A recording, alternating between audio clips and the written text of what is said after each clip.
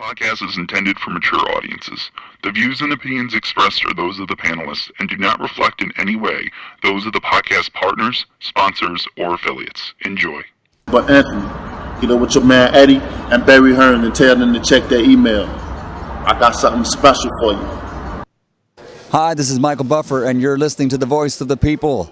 Let's get ready for Boxing Voice. Every day I'm hustling. Every day I'm hustling. Every day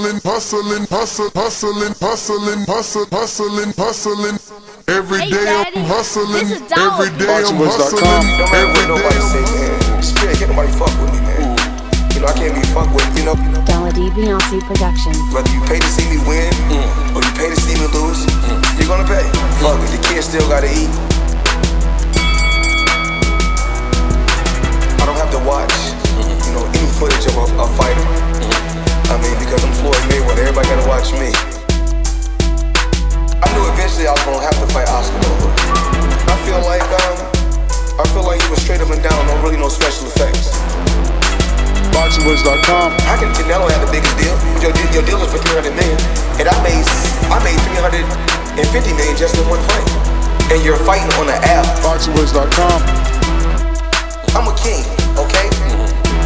I eat a feast. Every time I eat a feast. And when I get up from the table, I don't give a fuck who get the leftovers. At the end of the day, follow my green print. Dollar D Beyonce Productions. BoxingVoice.com. Welcome back, ladies and gentlemen. Welcome back to another edition of the Boxing Voice Radio. I am your host, Nestor Gibbs, and we're back from Dallas. It was fight week, fight day.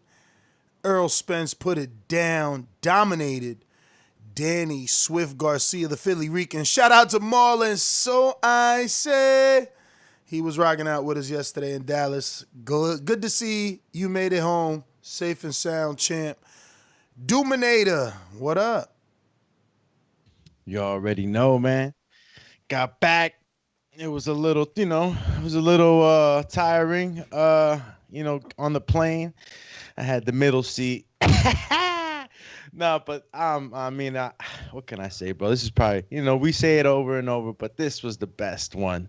Border Wars was, wait till you guys see, everything that was done. The fights were exciting from the opening bouts. All right. Shout out to Matt and Matt. That's Matt, the Machine Gun Garcia, and Killshot Vega. That's Chris Killshot Vega, because they, set up the card crazy. It was just amazing, man. And here with you, man. Obviously, Errol Spence did not look at all like he had any ring rust. Looked like, it didn't affect him one bit, man. And we saw just regular, Errol Spence, man, in your face, body shots, cracking shots. It was a good performance by Danny Garcia. Nonetheless, he was able to box, keep him at bay at times. But, man, Errol was just able to keep that supreme pressure on, man. And he got the W, man. This is for all the people who said that he wasn't ready, if was he able to take a punch. You seen him wipe it off his chin when Danny kind of hit past the bell a little bit. I thought that was hilarious when he did that. Hilarious, bro. He downplayed the shit out that shot, man. But, he really showed that, man. He showed that nothing Danny was doing was affecting him. He kept that forward pressure.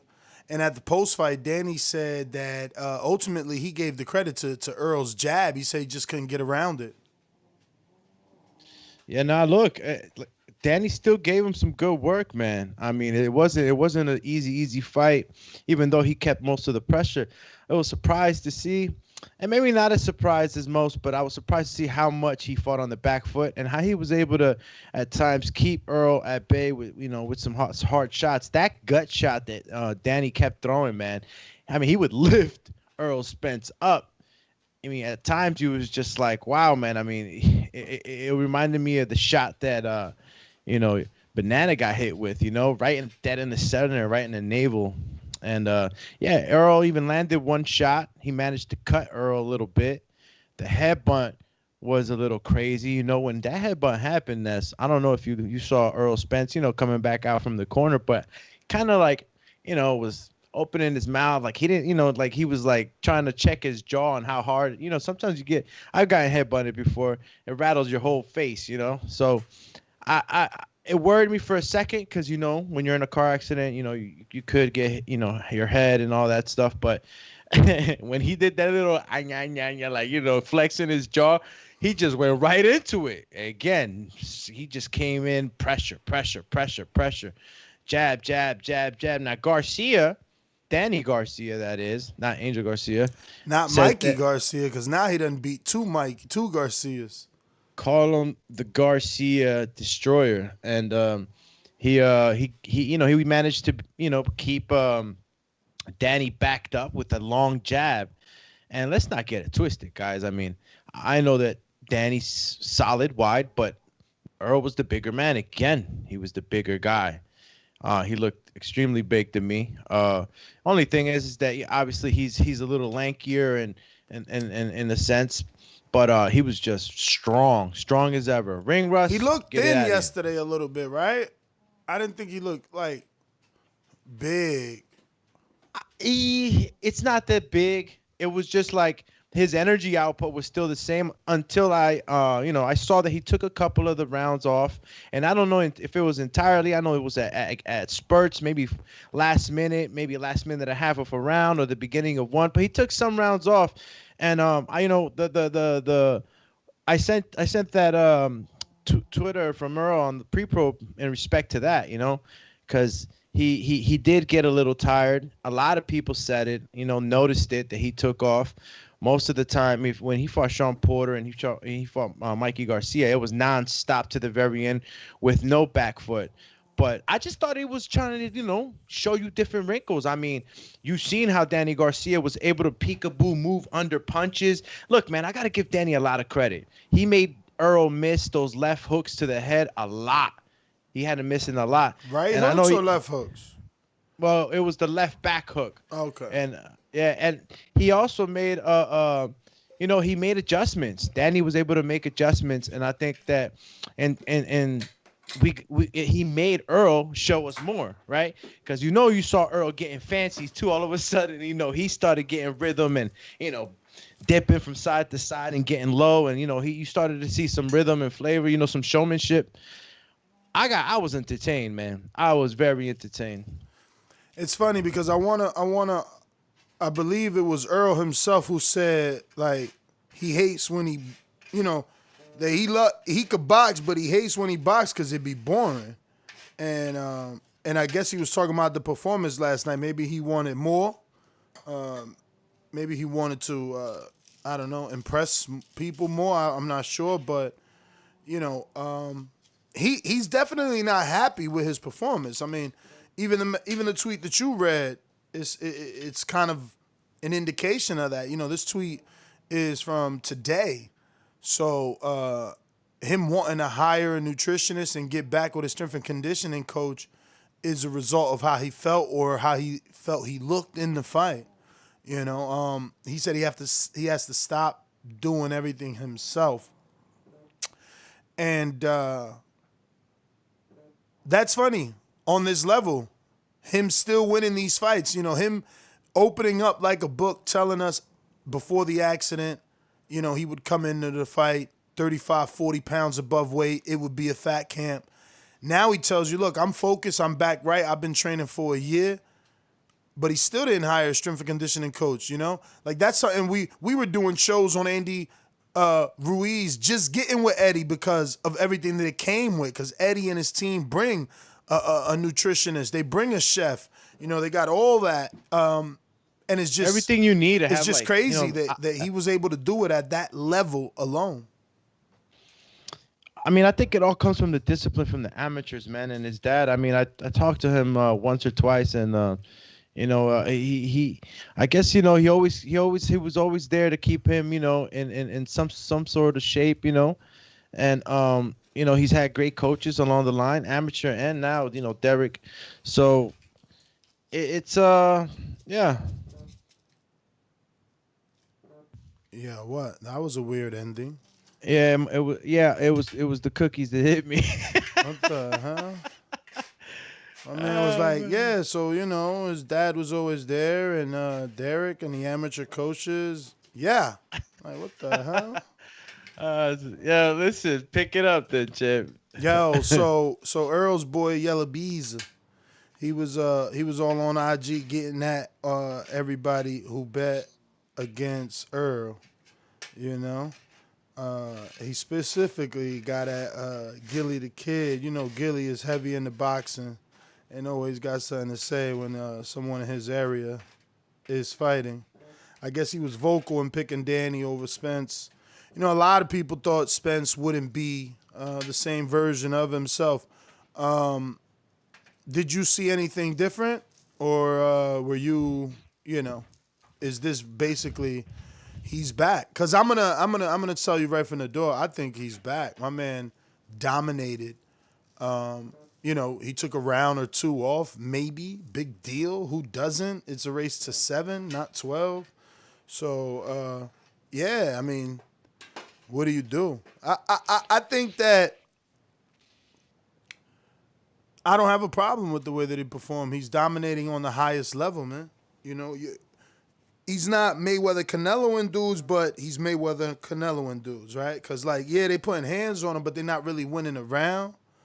Maybe they win one round. I think somebody had it 3 rounds for Danny, the most they could find.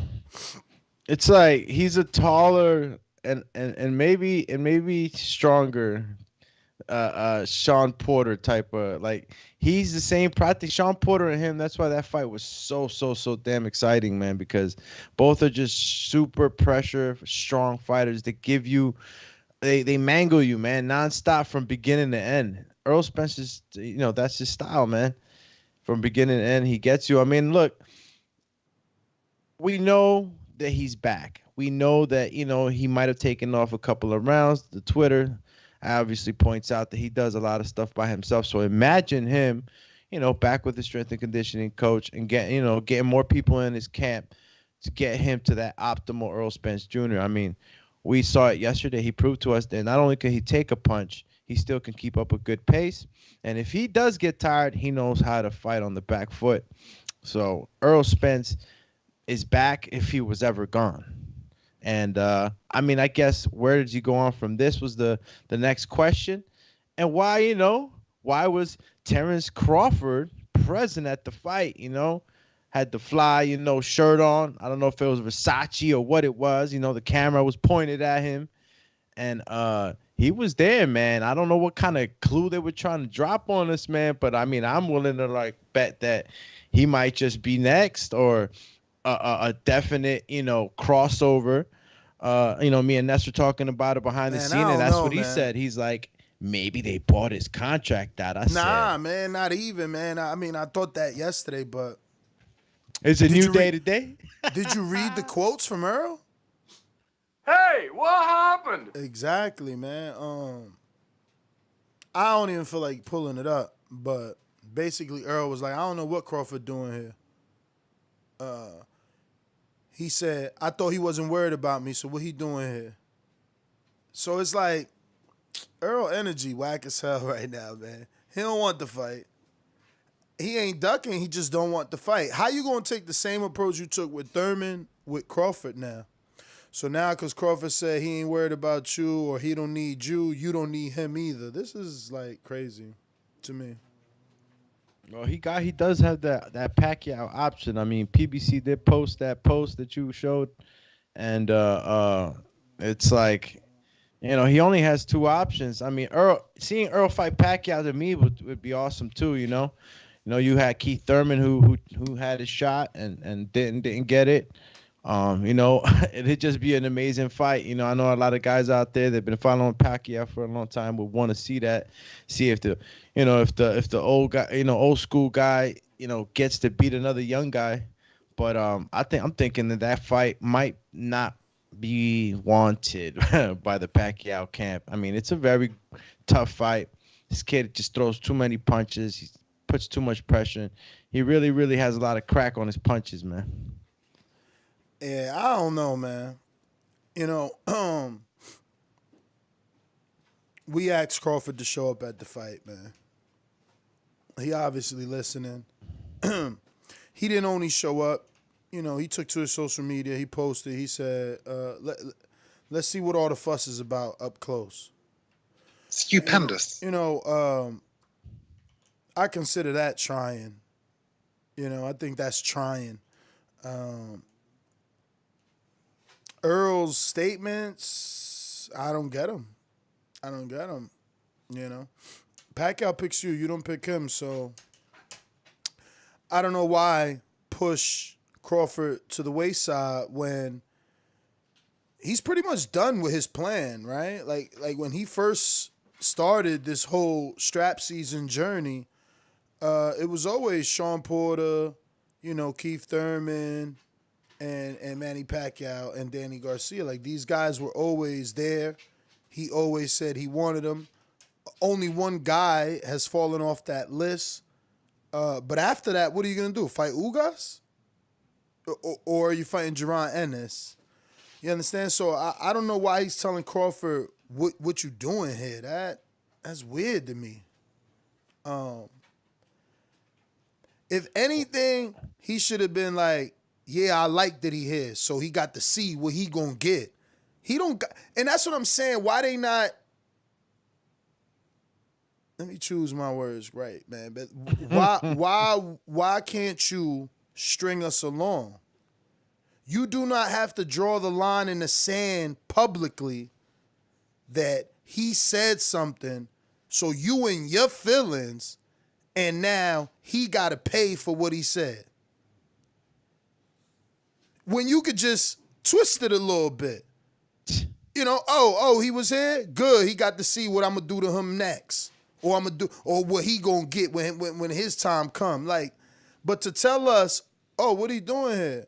I thought he wasn't worried about me. I'm not worried about man, I don't know. Francis. And I know you can do it, man. You got to.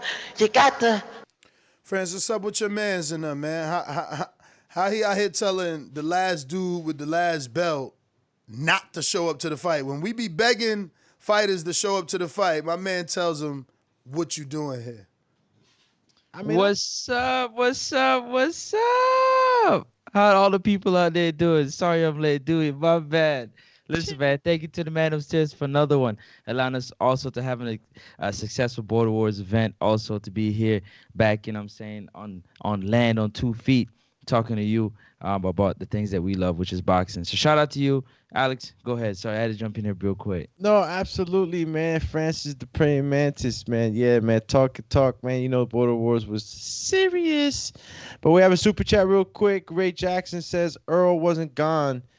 Give Bud no shine on his night. That's all that was, Ness. Yo, that's not what that is, because PBC gave Bud more shine than I ever seen in my life. We were literally in Dallas like, oh, wait a minute.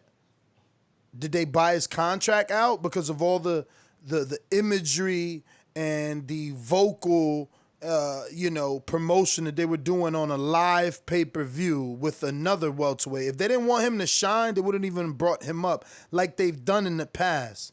But yesterday was different. Yesterday, his face stood on the screen for a long time. Not only live, but they had their own little graphic imagery done. So you're wrong. You right. Earl didn't want him to shine. You right about that. But it wasn't, I don't believe that it was the higher ups. Because, again, why did they adjust? Right? Even if he didn't tell him he was coming, they adjusted by focusing the camera on him, letting you know he was in the building, and then starting to show the top welterweights and including him and leaving that. I mean, it was on there for so many seconds. So many. Nah, they gave him some spotlight. And I think, everything I think is done with intent, man. Real quick, he was there for let a me reason. cut you off. I got a cash app, man, from Anthony Von Lewis, who says Border Wars released when?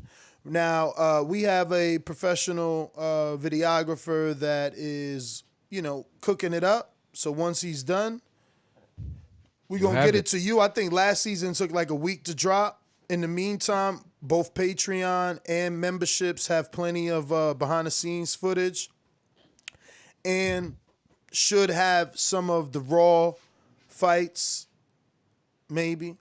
But yeah. Let's go, champ. You feel me? But Francis, what's up, man? You came in and you thanked the man and all that. What's up? But you ain't telling us like what's up with Earl, bro? Why he out here telling the other welterweight not to show up? When we begged Wilder to go to see AJ fight, we begged Crawford to show up to an Earl fight. Now he talking about, what he doing here? I thought he wasn't worried about me. I ain't worried about him. I'm going to go play with some farm animals. So, yeah, he want to cool out in the ranch, man. Look, it's been a long year for him. He said it himself. He want to go back, spend some time with the fam, heal up, fights, even though he make it look good, man. You guys take shots. Earl was able to play some good shots on the body too, man, in that fight. And you got another super chat by Jerome Hall, who says Crawford clearly stated he did not need Spence. Spence needs him. Yeah, to answer your question, Ness, I was disappointed. I was disappointed that Earl didn't entertain, Terrence Crawford being in the building. Maybe that came from somebody else that he shouldn't pay attention to him. But the energy changed completely when Barbara Arum came out with his comments regarding Terrence Crawford. And I think my understanding is that Earl doubled down on it. If I was to read it for myself, he doubled down on the fact that, well, if you got promoter problems, then I'm definitely not worried about you. You got other things to worry about, even though he does have the other belt that could make him undisputed. You know what I mean? I mean, more unified and closer to undisputed is what I meant to say. That's my take on it. I would have preferred him to entertain it, even for entertainment purposes and entertainment value, kind of build something for later 2021. Closing the door on it, though, is tough. It's a tough one for me to swallow, being a Spence fan, for sure. It's crazy, champ. Like, in all of this, you still got Sean Porter, who says that he's both their mandatories. Yep. So, like, where do we go from there? Where does the crowd go from there? What do we say? Does he take the fight? Is it a duck? Whatever it is. MEZBX says, salute to the boxing voice. I'd rather see Thurman than Crawford. Pac-Man would only take the Spence fight for the bag because he would get washed. Yeah. I mean, I mean, look, man, like I said, Pacquiao is old, man, but Keith Thurman was young. But there's a lot of stigma around the Keith Thurman thing, him being up late or whatever and not really taking it to full seriousness. But, I can't that's fully... his fault, man. That's called shit in the bed. Yeah, good old cagando la cama. You shit in the bed, man. Say that again? Lo what? The who? Say that again in Spanish? Lo what? Oh, cagando la cama. That's shit in the bed.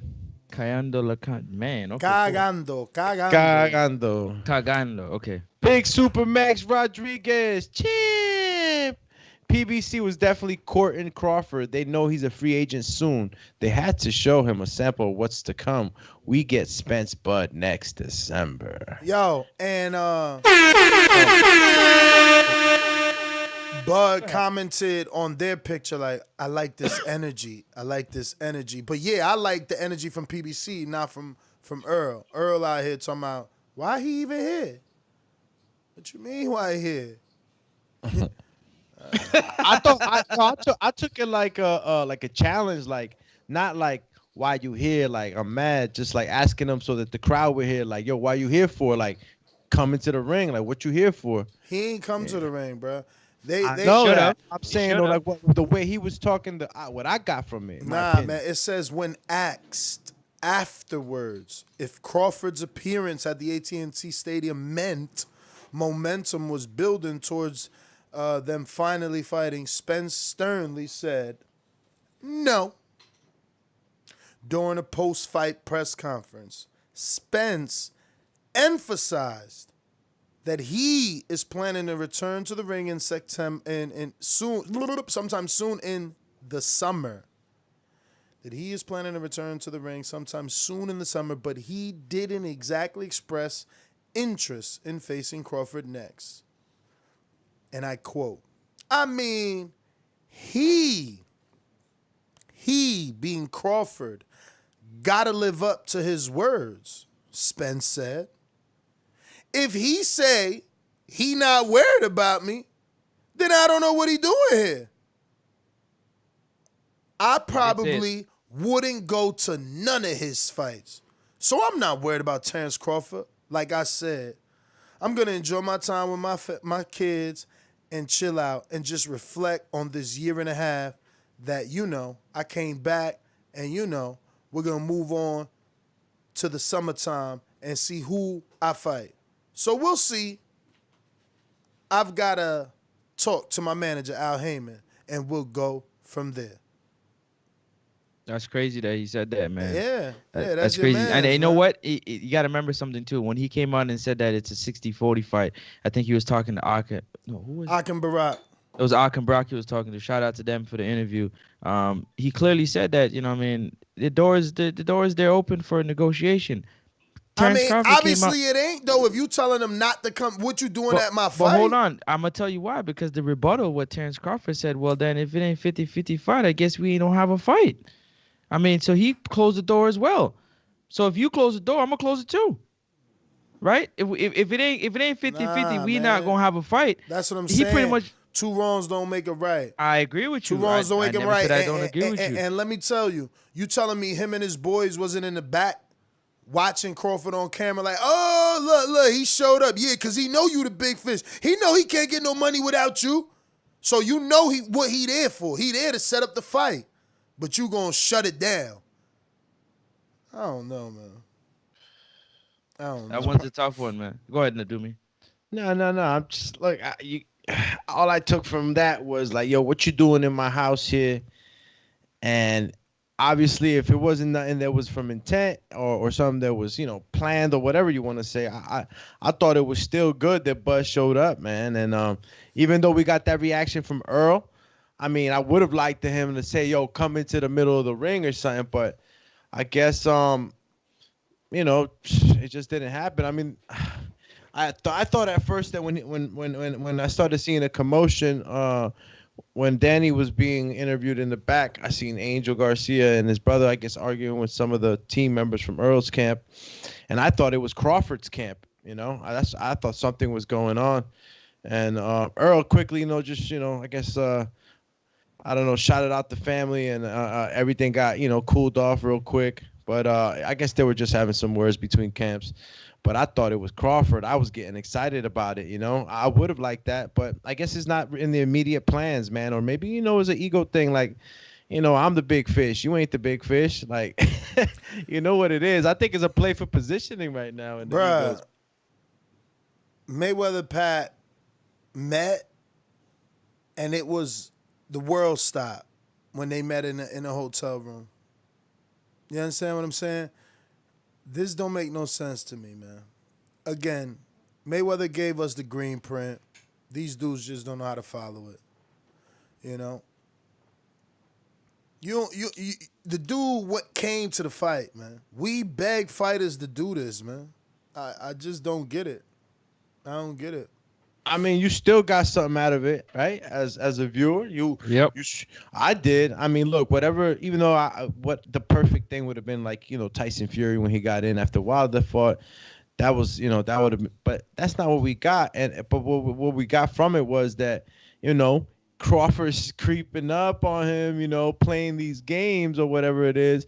But in reality, he might not just be playing games. He's probably like, what do you like, sticking the cow, in the ranch, you know what I'm saying? Prodding the cow, messing with him. And I think it's just that. If it's anything, it's just Crawford just trying to show his presence. And if Crawford's doing that, look, man, we've been asking for Crawford to do stuff.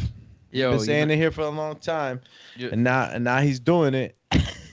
Yo, Doomy, it's so funny you say that, and I see Nessie's, he's frustrated visibly at the back and forth that's going on right now happened with Dillian White, happened and Deontay Wilder. Opportunity came and he's closing the door by saying he got to do my thing.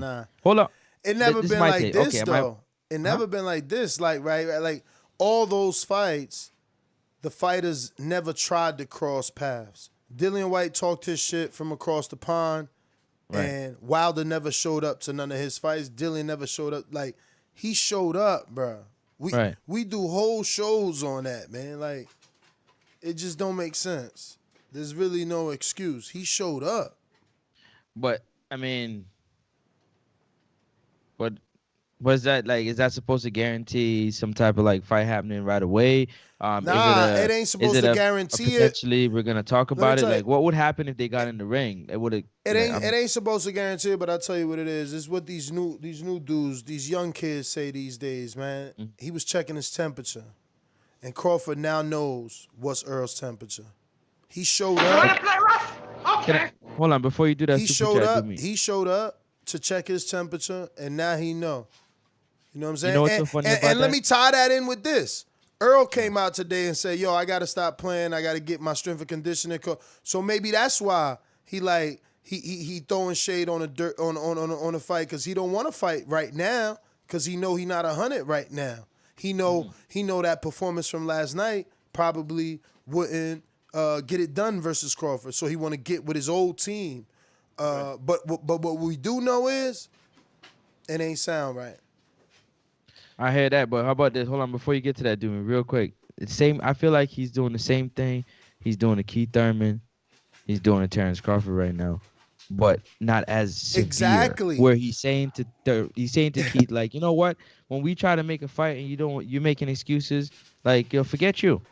And like when it's a forget you, it's a forget you. Like I ain't even tripping with you no more. Like I don't need it. But right? exactly, but Keith don't got nothing. You can say that to Keith because he ain't got nothing. But you can't forget that that was Terrence's temperature for a while, man. When it came to Earl, Terrence got a belt. Yes or no? Terrence yes, got. Listen to me. No. Listen to me. Terrence got a belt, and he's not Thurman. Thurman lost with no belt and dissed you. Right? But he had the belt when he was calling him out. But that's what I'm trying to tell you. Listen to me. Listen to me. That's what I'm trying to say. That when Earl got upset at Thurman, Thurman had belts. Okay? Earl had the IBF, So now Earl got the belts and he's like, nah, remember when I wanted to fight you and you didn't want to fight me? I'm not fucking with you. You ain't got nothing I want. Cool. Right. But you can't say that to Crawford when he's your super fight. It's only Pacquiao and Crawford who's your super fight. Now, there I agree with you, but it comes right back to the same thing. Like I said to you, like Deontay Wilder, there's some people out there that are just loyal to the grave, brother. It don't matter what it is. They're just loyal to the grave. If they say they ain't going to do something, they ain't going to do it, bro. And that's just the reality of people. Do you know what everybody says? Go ahead, super chat, dude. Yeah, no, super chat, man. Let me get to it. It's Mr. Mike Wary the Great. Earl playing chess. Bud gonna submit to 40% or less. Ooh, so yeah, playing chess or getting ready. I mean, look, man. Let's talk about Sean Porter, man. I mean, how can Sean Porter really like push for that mandatory? Like can he dictate what happens next for either of these two guys, or can two guys just avoid the mandatory, which is him? It's crazy because he's mandatory for both fighters. I mean, he's gonna pick the two belts. We all know that. He wants Crawford. Man, he don't want Crawford. He gonna go for the two titles, man. That don't make any sense. I think he might have said it himself, but I would have to get he said on the telecast he's the mandatory for all three of them. I mean, for all three belts. But you tell me, do you want 1 million or 2 million? It's really simple. What, he gets 2 million with Earl, 1 million with Crawford?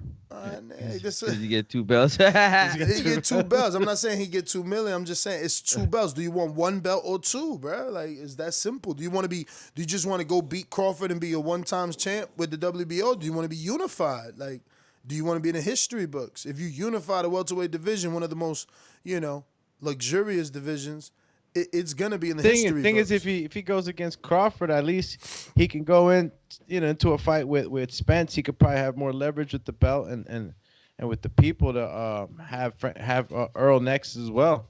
I don't think it's a bad move to go Crawford first. Not at all. Wow. But hold on, man.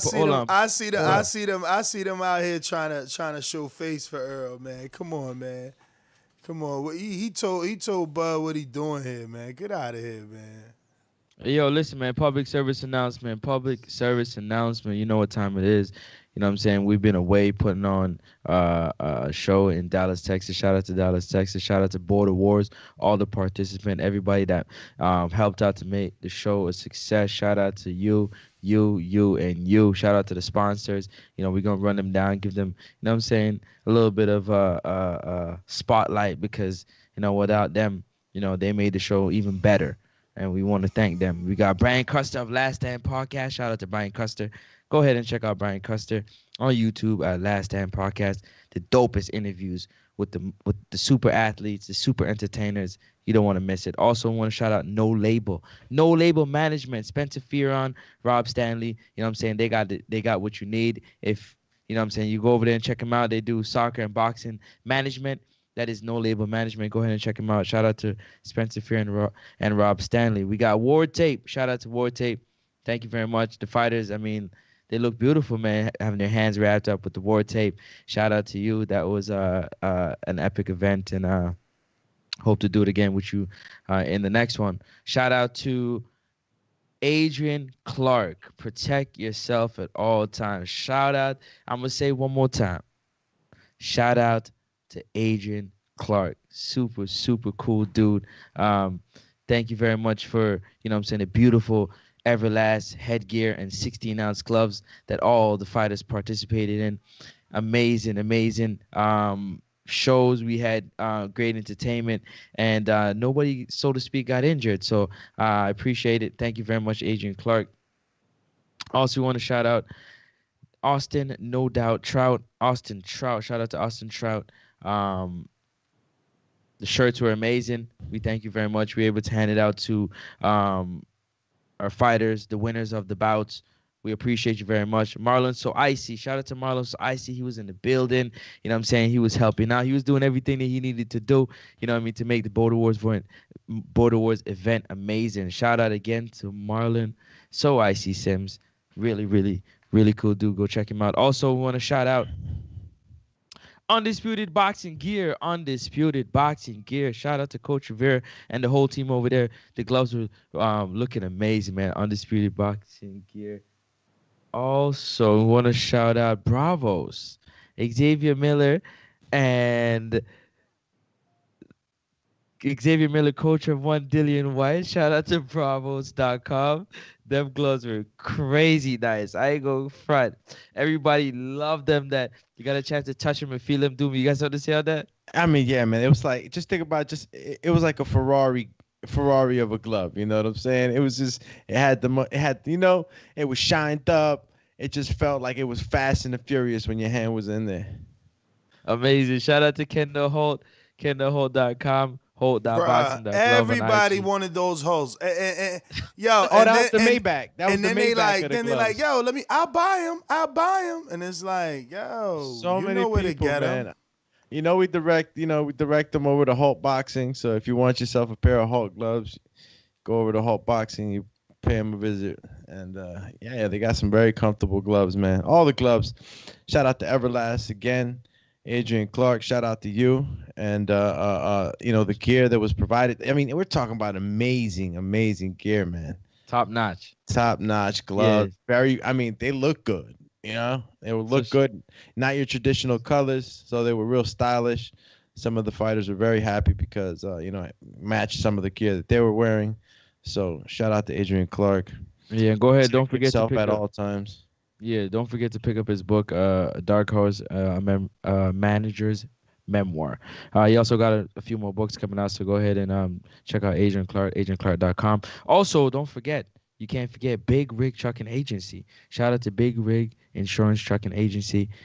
Amazing insurance deals. Go over there and check them out. Let them know TBV sent you, and you might get a discount. Also, you can never forget El Camino Electrical.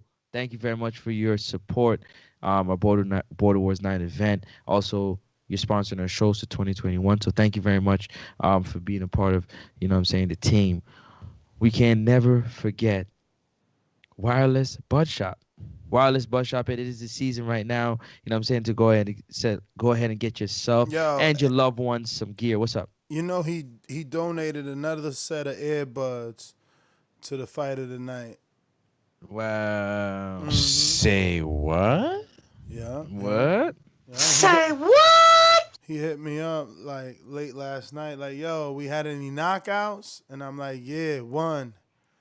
And he like, all right, I'm going to send some earbuds for the winner. Got Big Rig there too, Big Rig Trucking. Yeah, got that. We got Wireless Bus Shop. And yeah, that's pretty much about it. If I'm not missing any. Well, anybody else? Nah, that's it. That's everybody. We'll definitely be shouting out our supporters again. Shout out to everyone that sponsored Border Wars 9. You made it because of you. We made it a better event. Not could have, but we did. So I can't wait till that footage is out. Real quick, Jarrett Lloyd came in on the super chat. Says Crawford better. Hold on. Don't forget. Smash that thumbs up button. We only had like 50 something. We got over 500 watching and listening around the world right now. We've been off for a couple days. We need you to go ahead and smash that thumbs up and the subscribe button.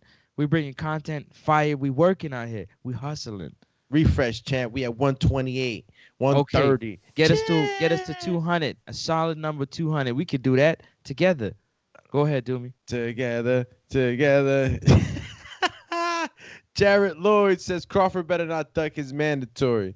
He will have Porter problems if he price himself out. The bum lord is back on his BS.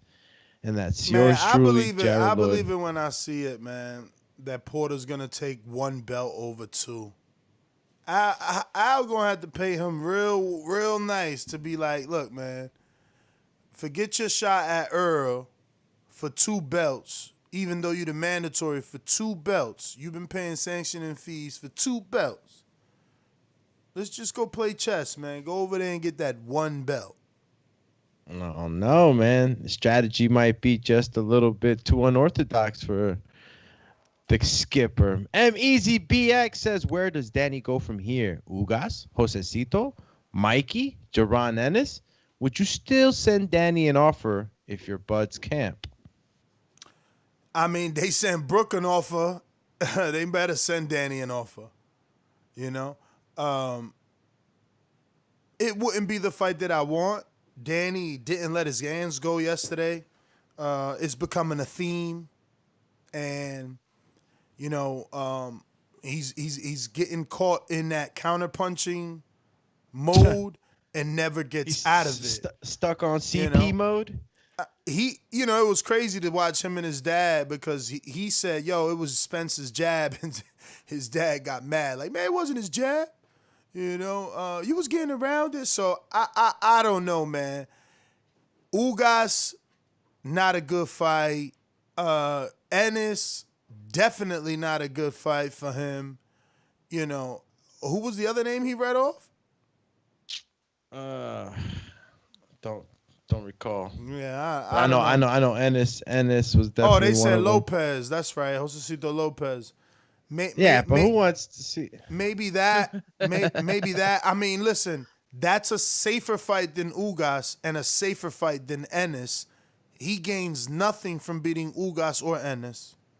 Ugas or Ennis aren't Porter or Spence or Thurman. Don't Ugas got a title, champ? Hell no. Ugas got a regular title, man. I love Ugas. I follow him on social media, man. But yesterday I almost spit up my food when he put the 4 best welterweights and it put himself, Earl. No, he said the 4 welterweight champions and he put himself, Earl, Bud, and Pacquiao. I'm like, champ, you putting the same belt twice. Yo, he feel like he the champ. Throw some. Yo, how you and Pacquiao the champ? Something wrong, man. He's like, yo, I'm the champ. Stop, I'm the champ. No comment.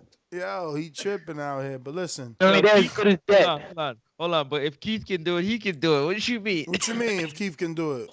Keith was walking around with that regular title. Nah. You tripping right now. You don't even know your history. Keith was the real champ. The regular champ that was walking around here with that regular belt was Manny Pacquiao. You forgot that. I'm just trying to be stupid. Come on, man. Let's move on. Yo, Matt Ben 100 came in on the super chat. But real quick, Ugas is winning, man. Shout out to my Latino brother. Migrated over here. I get it. It's not a pun on our friend. It's just that it doesn't give enough leverage or want, for Porter's, as far as not Porter, as far as like Danny. It would be a really hard fight, in my opinion. I think Ugas would, he just got out of a grueling fight, man. I wouldn't send Danny off. I mean, you said Josecito Lopez. Josecito Lopez is a grueling fighter type of fighter, but I think he would get KO'd by Danny. I seen a lot of slick shit from Danny yesterday, man. I don't know if you guys. I know he lost. I know a lot of guys on the chat even I've seen. From the beginning of the show, oh yeah, he got manhandled and all that other stuff. Like, okay, yeah, he was on his back foot. He took some shots, but he was game throughout the whole thing. And I saw at times, especially the freaking last round, man. I know everybody was like, why he ain't do that the whole fight? Yeah, because he let his hands go for 10 seconds. He let his hands go for 10 seconds, and we all got happy. Like, he started pushing the bully back, and that's a story in boxing, man. You beat a bully, you bully the bully.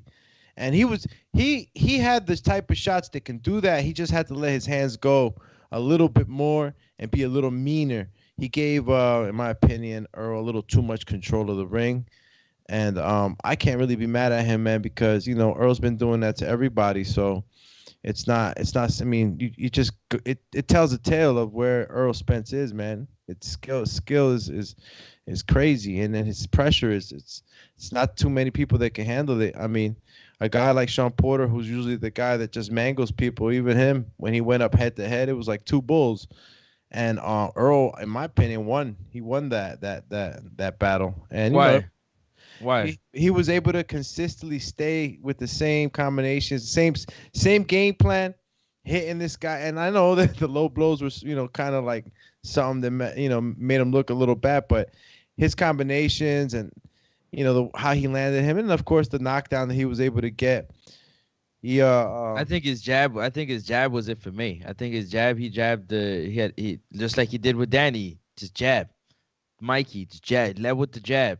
Most of his fights, you just lead him with the jab. His jab was on display.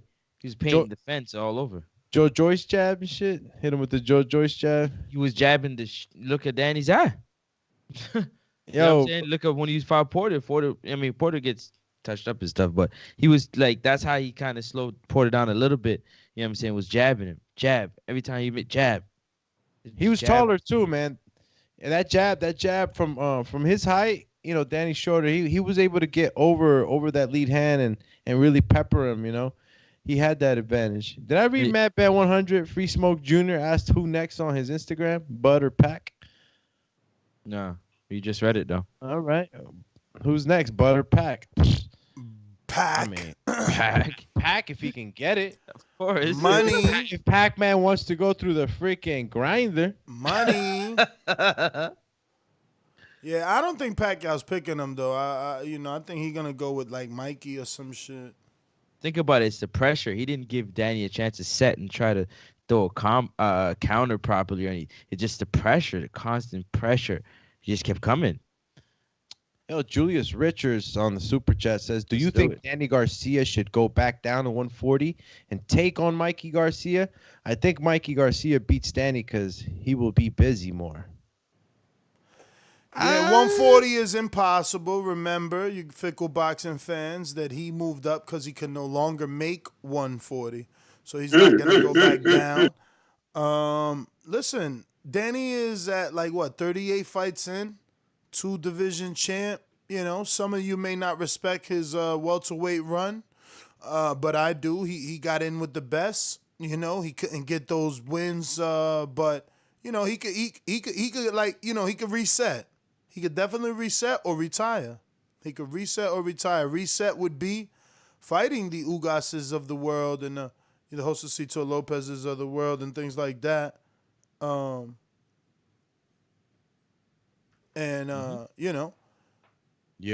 Getting his way back to the top, like Porter, for instance. Porter's mandatory in all 3 sanctioning bodies, but he won it. And people still think Porter can win. Danny needs to make us believe again, So maybe knocking off an Ennis and an Ugas makes y'all believe that he can win a title again at welterweight. We have Super Max that's become a champ in the membership YouTube tier. Shout out to Super Max. I thought it was champ soundbite.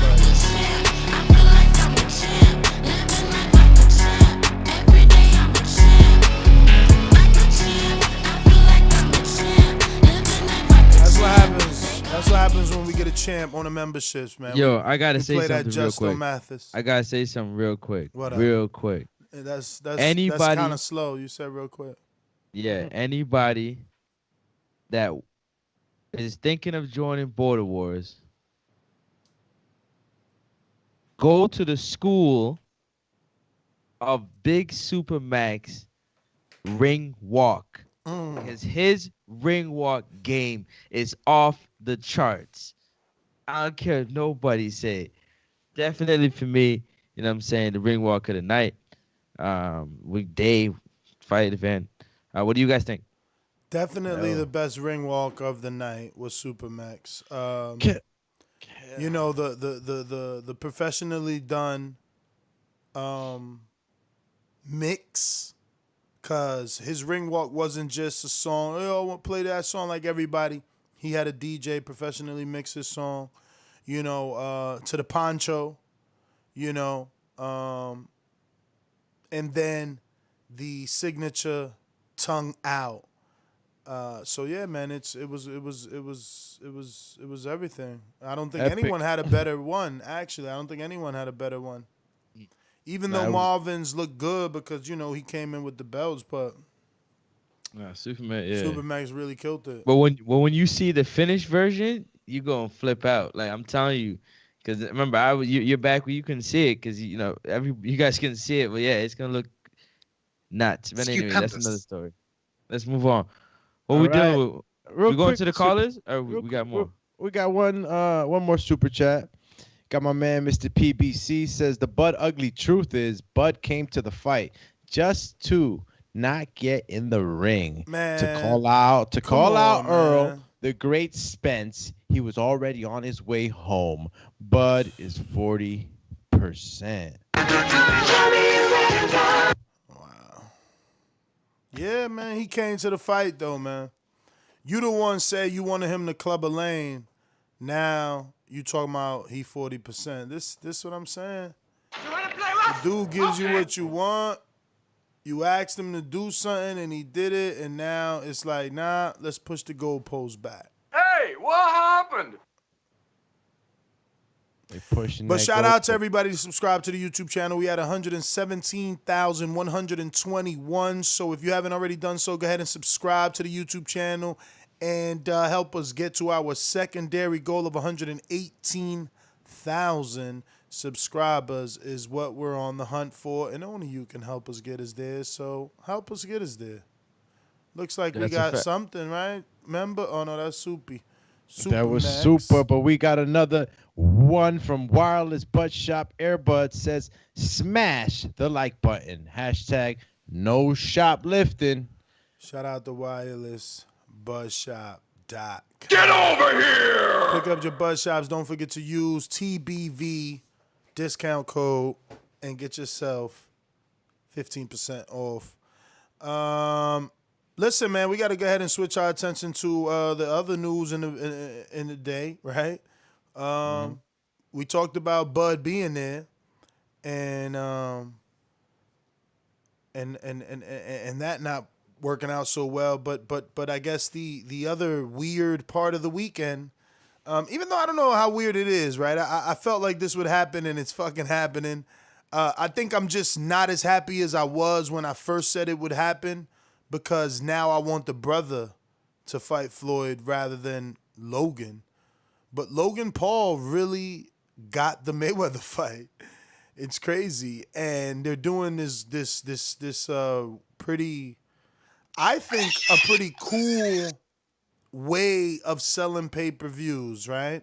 So if you jump on the early pay-per-view pricing, maybe I should be screen sharing this. Let me try that.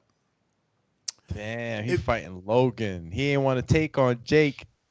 Yeah. Jake would have been too much. I don't know about all that, but the Logan one would have definitely been. I mean, the Jake one probably would have been better to drum up interest. Either way, they both novice. Same night. Either way, they both novice, right? Compared to Floyd.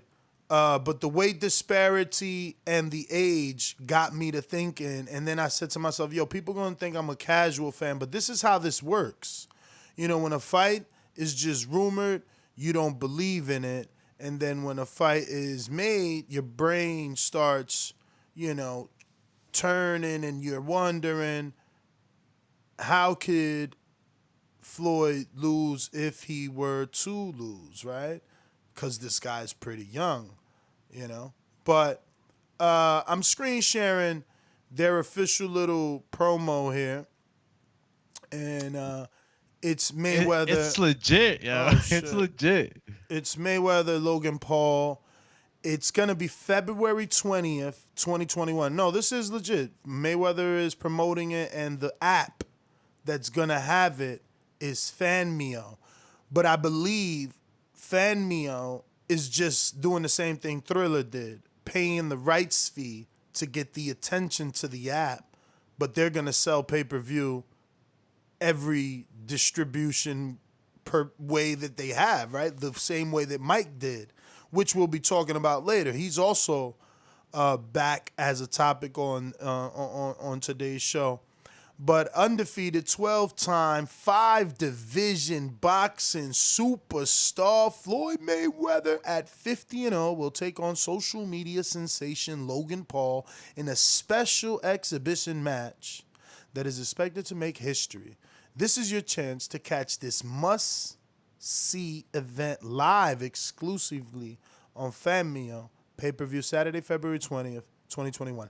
So early pricing, as you can see, is $24. If you jump on it right now, you only pay $24.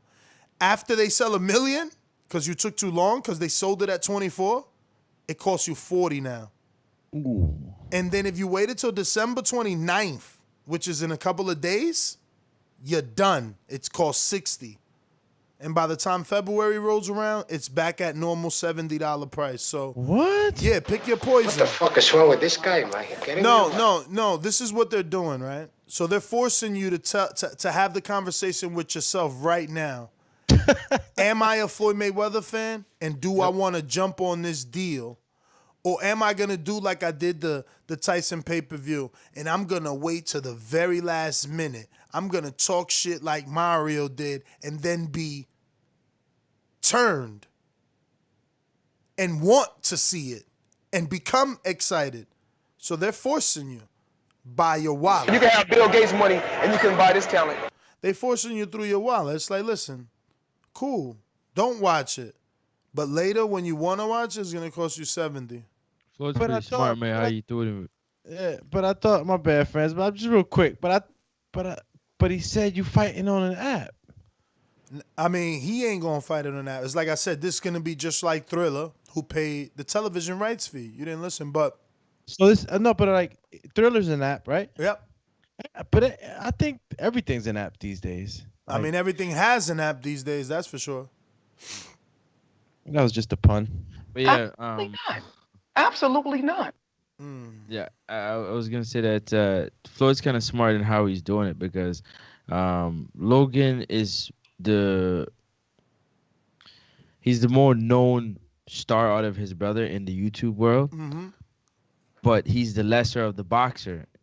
he is the bigger brother in terms of age and size. Word. But Jake has better skills. So what Floyd's gonna do is Floyd's gonna slap up the big brother. And The then little take on the brother's little gonna brother? step up and say, "Yo, what up, bruh? Like you beat up my bigger brother like I want it," and make another bag slapping up little Jake Paul. Remember I told you that right here. But listen.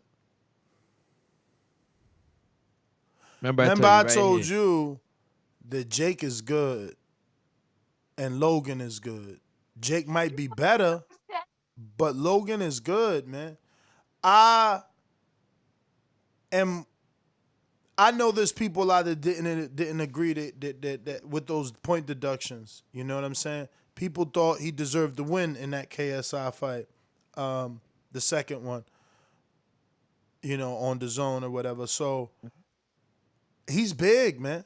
He's big. When he fought, when Floyd and McGregor fought, didn't McGregor have to come in at 147? Yeah. Exactly. This kid ain't coming in at 147. 152. Who? They're gonna do that 152. You crazy. You crazy. 152. You ain't got no article to say that shit, man. This kid's a cruiserweight, man. He'll never. That is my opinion. I just gave you. And If and I'm that's wrong, cool. hold on. But I'm not bagging on you. I'm not bagging on you. No, I'm fine with it. But I'm saying when I believe it, because with Floyd probably walking around at like maybe 160 right now, in my personal opinion. What do you guys think? Floyd's walk around weight right now is today. I mean, let's just stick to like that. He's like 165, but like, I mean, he's always walked around closest out to his natural weight. So even saying 165 seems too much to me. But I mean, getting Logan down to that weight, 152. Impossible. He's not a fighter. Damn hard. No, he's not a real fighter. So there's no way he'll be able to cut that weight like that, man. Now, if Floyd feel like he's still gonna do it. Catch Logan gonna knock Floyd out, man. He gonna hit Floyd by mistake and knock him out, man. First of all, KSI had headgear on. You know, he got saved, and this gonna add to Jake's experience. Now, I don't know what's the rules yet, man. They might have some Mike Tyson rules, you know, where they can't go hard to the head or some weird shit. So he got to lose 30 pounds in 2 months, you're saying? That's what they're saying? Where you see that at? I mean, 30 pounds in 2 months. Because Floyd put this out on his social media, and they don't have no official press release just yet, so we can know the weights. I haven't even checked, to be honest with you, you know, with all the travel, I haven't even checked if there is a article that even if it is fake news, like no, insane amount of weight. No, that's not what I'm saying. I'm not saying it's fake news. I'm saying I haven't did the research to see if there's another more, an article that expanded on it, on it, gave us the weights and stuff like that. Yeah, he's bigger. Yo, Logan big as hell is all I'm saying, man. He's not McGregor, who was sucked down. You know, and got tired, you know, and Logan is younger. You know, I'm not saying he gonna win because obviously he lost to KSI, so it sounds almost even insane. But KSI is not 50, man. How old is Floyd right now, man? Is he 50 or is he 40 something? Damn, he's got Floyd's 40, like 44, 45. Hey, do me a favor, young. On my behalf, can you just play that song for me, "Wishing on a Star"? Just for me. Wishing on a star. Yeah, because I feel like I'm wishing on a star. You know, not Nestor Gibb, but I feel like I'm wishing on a star. So play for me. He don't got it. Nobody. No, it'll be right back. Okay, go ahead, keep going. Because somebody wishing on a star. What am I wishing exactly? That what? Like you don't. Nothing. Nothing so you don't think? 200... I think Floyd wishing on a star. Maybe Logan is somebody wishing on a star. Yo, does this ruin his legacy? If he gets knocked out? No, just having these fights. No. Not not in my opinion. That's my answer. E Black saying that Logan was a wrestler, he could weight cut. All right, man, if you believe it. Where E Black at, man? And Floyd 43. 43. Come on, E Black. Where your membership at, man? Step your game up. Let's go, man. At least be a prospect. Get right. Get right. I gotta get mine immediately, man. I'm trying to have that loyalty badge upgraded because the longer you remember, you get better, emojis on your loyalty badge. And stay tuned. That's already reached out. He's gonna get those other ones in because we got access to more and more and more and more. Juan Carlos, why you hating? What you mean you can't believe we talking about this, man? Floyd Mayweather is boxing, man. You tripping right now. I'm not going to talk about Floyd. What Call him Trip City. Mr. PBC says Yellow Belly Bud Arum didn't want to get out his seat to hop in the ring like Danny did, like Tyson Fury did. He needed his warden, Bob, to talk for him. Bro, why y'all gotta get so creative with these super chats? No, but I kind of almost feel like slightly some of that, like, why didn't he rush the ring? Big Baby rushed the ring, man. Big Baby rushed the ring. We got to see Big Baby attempt to get in there, and we got to see security wrap him up. You know what I mean? Like, but I feel like Bud expecting Earl to call him to the ring? I feel like we know Bud's personality, and to expect him to rush the ring is outside of his personality. And that's when Doomy could play the Wishing on a Star soundbite for you and other people who expect him to rush the ring.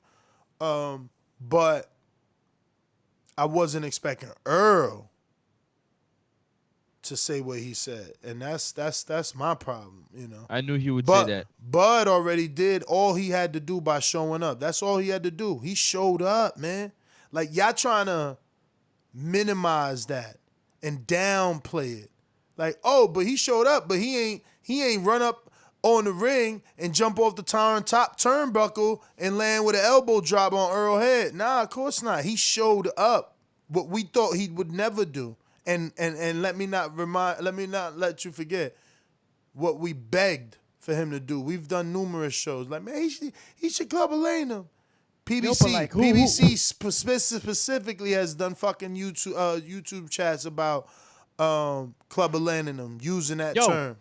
Is there like a problem? Like, he can't just go up in the ring, right? It's like maybe if Terrence felt like he could have done it, he would have done it. Like, bruh, commission listen, and shit.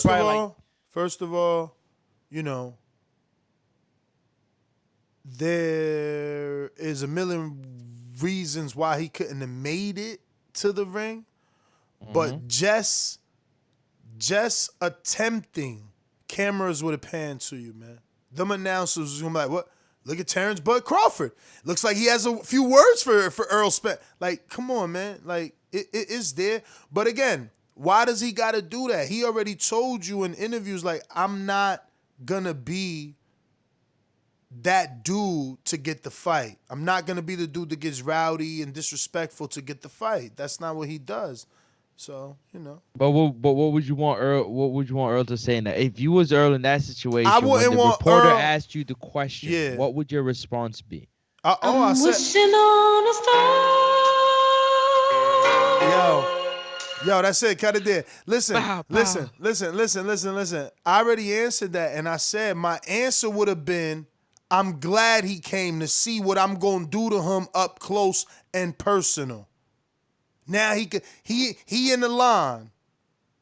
His turn is coming. All that is the hold on, Francis, because all that is the same thing as saying what he said. Why? Because he could feel everything he said yesterday, but he ain't got to let the world know and ruin the bag. Everybody wants this fight.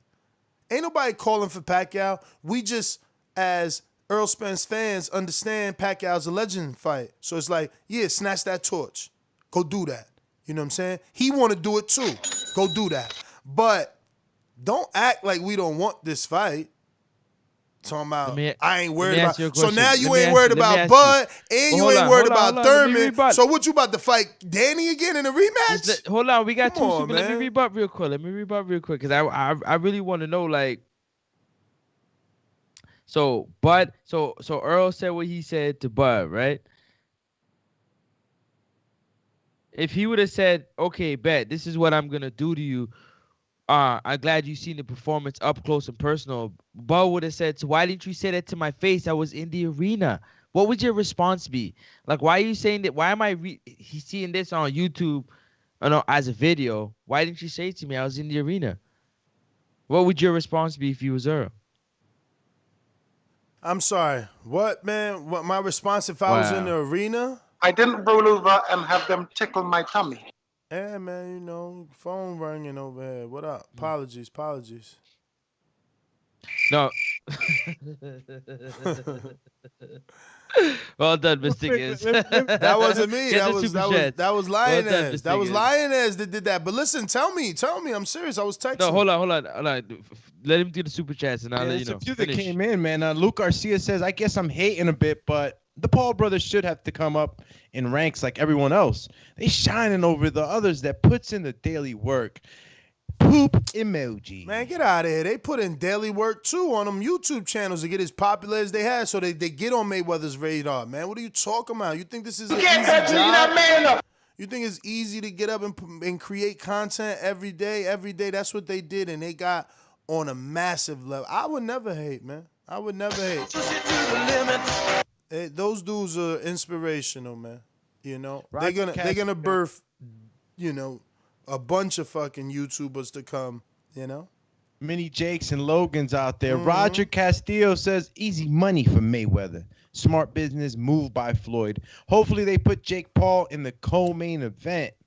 Oh damn, I didn't even think of that. Lil Braun the co-main. Maybe he fights one of the Mayweather cat dudes or somebody. I see it, man. This shit's just getting more entertaining, man. And I can't hate no more. I mean, even the hardcores, man, we can't hate no more, man. It's elevating the audience, get more eyes on the sport. This is just either you roll with the punches or you get beat and left behind. Anybody else there? Then there's one more. It's Shizzy. It's my man Shizzy. Shistov. Harrison says Bud is bipolar. The previous day he just said he didn't need the Earl fight. That's odd behavior. Oh, man. It's not odd behavior, man. Listen. You got 100 million freaking YouTube channels telling him to do the exact opposite of what he's been doing. And now he does it, and you guys are saying that he's bipolar. I mean, you can't win for losing with these dudes, man. I don't get it. We asked him to do this, and now he's bipolar for doing it. Yo, I got a question. And my question was, if Earl would have said what you said, I'm glad you came to the arena to see what I'm gonna do to you up close. Yes. What if Bud's response was, well, why didn't you say that to me? I was in the arena. Why am I seeing this on YouTube? What would your response be? Nah, but that's the thing. See, again, is levels. So Earl is saying what he got to say at his Fox pay-per-view press conference. Right. That's it. When that shit hits Bud, it's gonna be the way it hit me and you. Reading it on another website, listening to it on YouTube on someone else's YouTube channel, or Fox themselves, right? So it don't need to be addressed. It needed to be addressed right there at that press conference. That is the statement that he left, and that is the mood that he set. He did that. So whatever Crawford receives now, it won't matter, because guess what? Crawford got to go sit down with someone, and by sit down with someone, I mean like do an interview or take to his Instagram and respond to what you just said, being like, oh, why? If Earl say he was happy I was dead, and why if he was so happy, why he ain't get me in the ring? And maybe those quotes will pick up. But again, Earl was on the major platform, mainstream platform. So yeah, let me ask you a question. He could have painted that differently. Alex, let me ask you guys a question real quick before anything happens. Which was a bigger fight, Terrence Bud Crawford versus Pacquiao, or Earl versus Canelo? Oh damn, that's a good one. Hey, listen, man, Pacquiao always brings a crowd, but right now the champion right now, and that is Earl, bro. Earl all the way with Canelo, bro. That would be super huge. These guys just do huge numbers. Imagine Canelo and Earl in Texas. Yeah, but he didn't Holy even mention fucking smokes. Canelo. He didn't even mention Canelo. Yeah, he said Earl and Canelo. What's the bigger fight? Earl versus Canelo? I don't mean him. I mean like Earl didn't. Oh, Earl, you're right. Yeah, nah, that wasn't. I don't think he's gonna take a tough fight. And if he does, he's gonna give himself that gap, man. He's gonna have to be chilling at the ranch for a little bit. But let me just read these super chats, guys, before I have to excuse myself right now. Teddy B Midwest Sports Talk says Joseph Parker showed up. Damn, I didn't see him. You guys caught him on the telecast or anywhere on the cameras? Showed up where? I'm assuming the fight, the Danny Garcia Errol Spence fight. So yeah, I didn't check him out. And Mr. PBC says baseball stance. Danny done did it again. No home run. Damn. Yo, he's funny. You didn't answer, Ness. What's your answer? What happened? What? To the question, do me answer. You said Earl Canelo. What would you choose? Terrence Pack or Canelo Spence? Which is a bigger fight? Which is a bigger fight? Terrence versus Pacquiao or Canelo versus Spence? Yeah, no, Canelo versus Spence. Yes. Come on, man. You know the answer to that. That's so silly.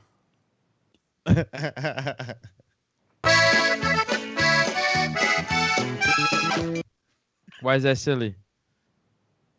Because you know what's the bigger fight? Just for people who might have picked Terrence, why is it silly? Because Canelo and Earl probably do 100,000 people in Texas, depending on COVID restrictions. Pay-per-view numbers would easily do over 1 million. I mean, stupendous. So we'll Pacquiao's see, right? resume We'll see. and what it has nothing, can't surpass that, is what you're saying. Hell Like who no. Pacquiao is and all that stuff, right? Hell no. Maybe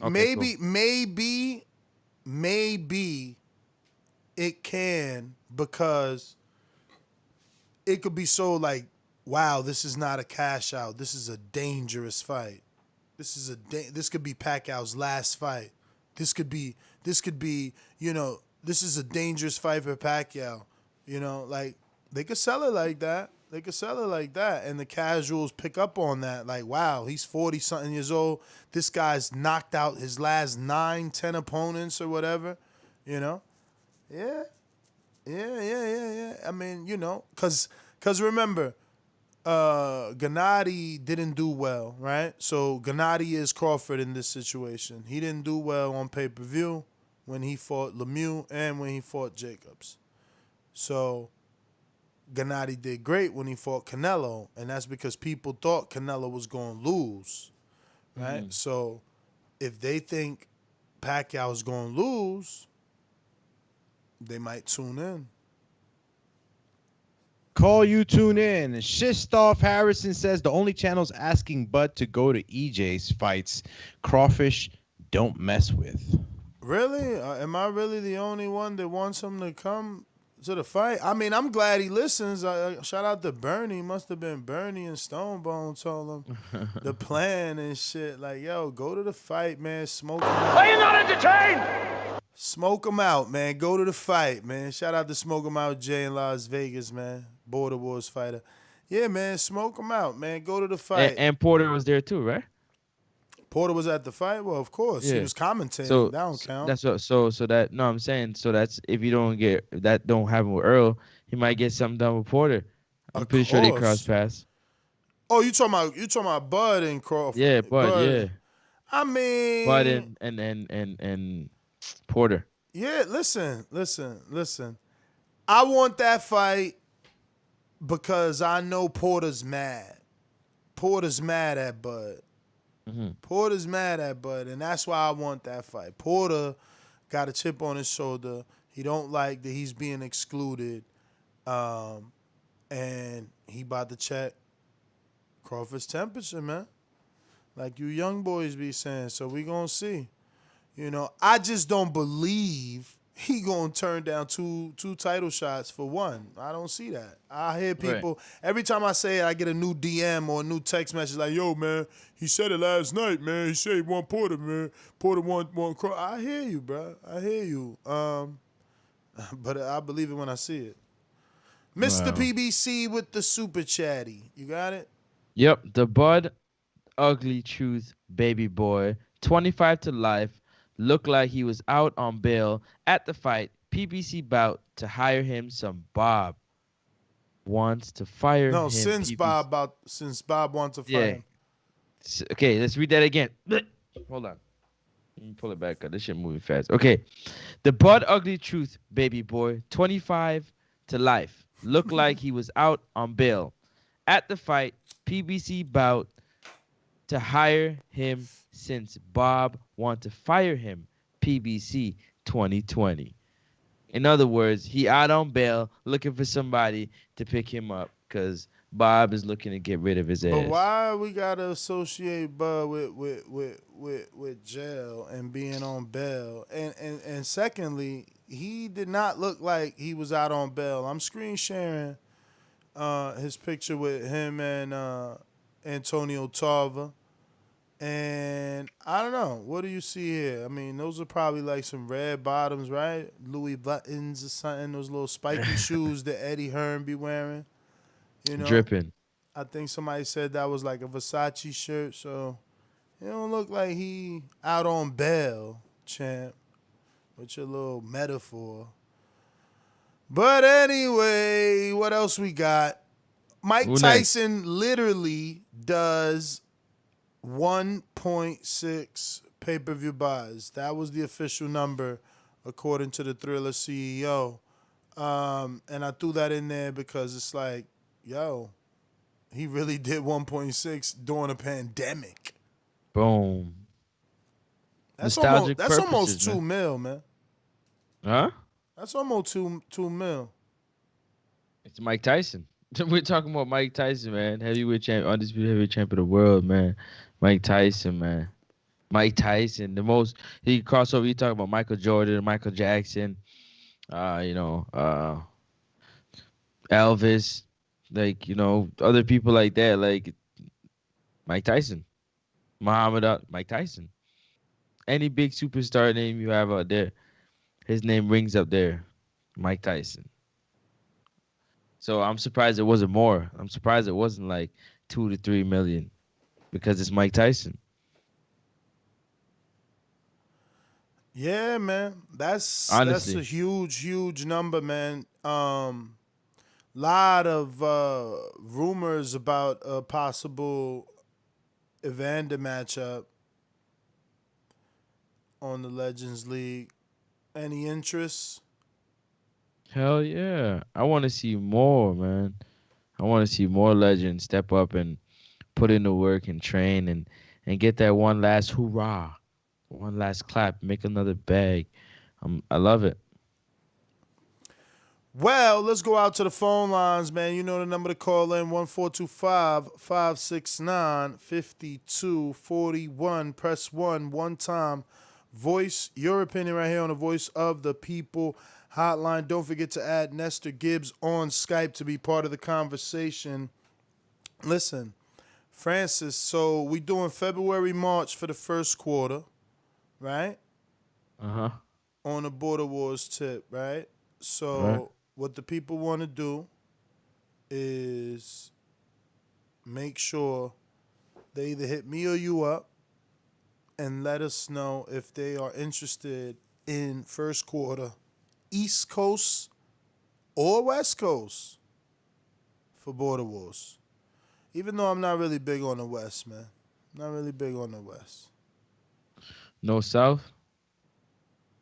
I wouldn't mind South. You know that. South is available. We trying to see. I mean, I think we should just do a poll. How about this? Nah, we can't do poll. But it's up to Keem. The reason we don't do polls is because it's up to the fighters. You know, it's all about the availability of the fighters and what is more, what's easier for them, right? Because everybody's got to travel. So that's why it's always good that you're in that Border Wars chat, because that's where most of the fights get made internally and everything gets decided. You know, but as far as I know, you want to go to Florida, so like that's up to Keem. You know, he the new star in the South, so he got to pick a main event worthy fight that could possibly make us come to Florida. But anyway, phone calls, right? Let's do it. Nothing you want to add? I was. Nah, I'll talk to you later. But yeah, go ahead. Well, I mean, you and Stainless. I mean, you think y'all main event? We'll talk later. This is who wants to call us. Oh, that's right. You can't because of the quarantine thing. Maybe he can't make it, y'all. For the vaccinini. Yeah, but let's go. Yeah. These calls are brought to you by El Camino Electrical Services, experts in electric vehicle charging stations. For consultations and turnkey installation, visit us at elcaminoelectricalservices.com. Remember to rate us 5 stars on iTunes. Subscribe to youtube.com/theboxingvoice for the latest and greatest interviews with your favorite fighters. Yo, word is born, OTKP. It's expensive. That's why I hate going to the West Coast, man. Nobody want to go to the West Coast. The West Coast. But anyway, who we got here? We got a super chat from Ricky.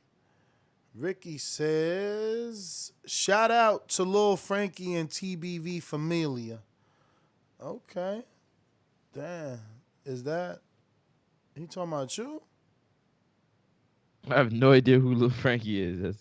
That's funny. Let's go. All right. So we're going to go out to Brandon in Cincinnati. What's going on, champ?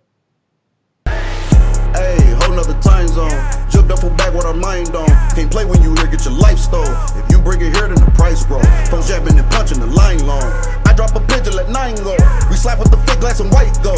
This only happens in Ohio. Yo, what's good with y'all? What up? Oh, man, chilling, man. Just blessed to see another day. Want to thank you guys. Congratulate you guys on another successful Border Wars. It looked like y'all had a good time. I got to make it out to link up with you cats one of these events, man. I want to really meet some of these fellas. As far as the fight, it was a pretty good fight. I mean, my girl, I didn't want to sound like a hater, so I wasn't going to say nothing, but my girl was like, yeah, that fight was kind of boring. And I'm like, yeah, it's because it was a one-sided fight where, Errol really didn't knock him down or really have him visibly dazed. He controlled most of the fight with the jab, and he looked good. He got in and out of range well. Defense was tight when he pulled back. He had the guard up, so shots Danny was landing was grazing off the glove or, barely landing. So, yeah, Errol looked great, but was the fight super exciting? It was kind of like the Mikey fight. It was just like a one-sided clinic with not too many ups in it. So yeah, he looked good. Give him his credit, but I agree with Ness, man. You can't win with these cats, dog. You show up to the fight and and that ain't enough. Now you gotta run up to the ring with a gun, waving a pistol at Errol, saying, "Come out the ring!" Like I don't understand. Like if they really wanted Bud to come to the ring, they would have said, "We do see Terrence Crawford in the crowd." They didn't, I didn't see Caleb Plant's wife say that. They didn't mention Bud in the post fight. It's obvious they didn't want him nowhere near the ring, or they would have brought him up when she was interviewing Errol. Then Errol started talking about farms and chickens and horses and shit, and how he doesn't know why Bud even showed up. So I mean, no matter what, I mean, people like Francis, they ain't gonna see no wrong in their favorite fighters, man. God damn it, if Wilder showed up to AJ fight and they failed to, call AJ to the ring, we would have been saying AJ was scared, but because it's Errol, energy is different. So that's just how it is. But man, like I said, good performance from EJ. But yeah, I mean, it's no longer strap season, man. It's forming season. So go tend to your form, Errol, and when you're ready to be a killer again, Crawford to be there. But that's my call. Francis, man. I don't know what to say to that one. That one was so up and down, all over the place type of call. It was a great call though. All over the place. With a super chat, TBV, home of the Bud Tenders, and I love it. See, perfect, right on time. Go ahead, bruh. But What do you mean it was all over the place? That's just what I said. It was all over the place. Yo. What do you mean? What do you mean if AJ?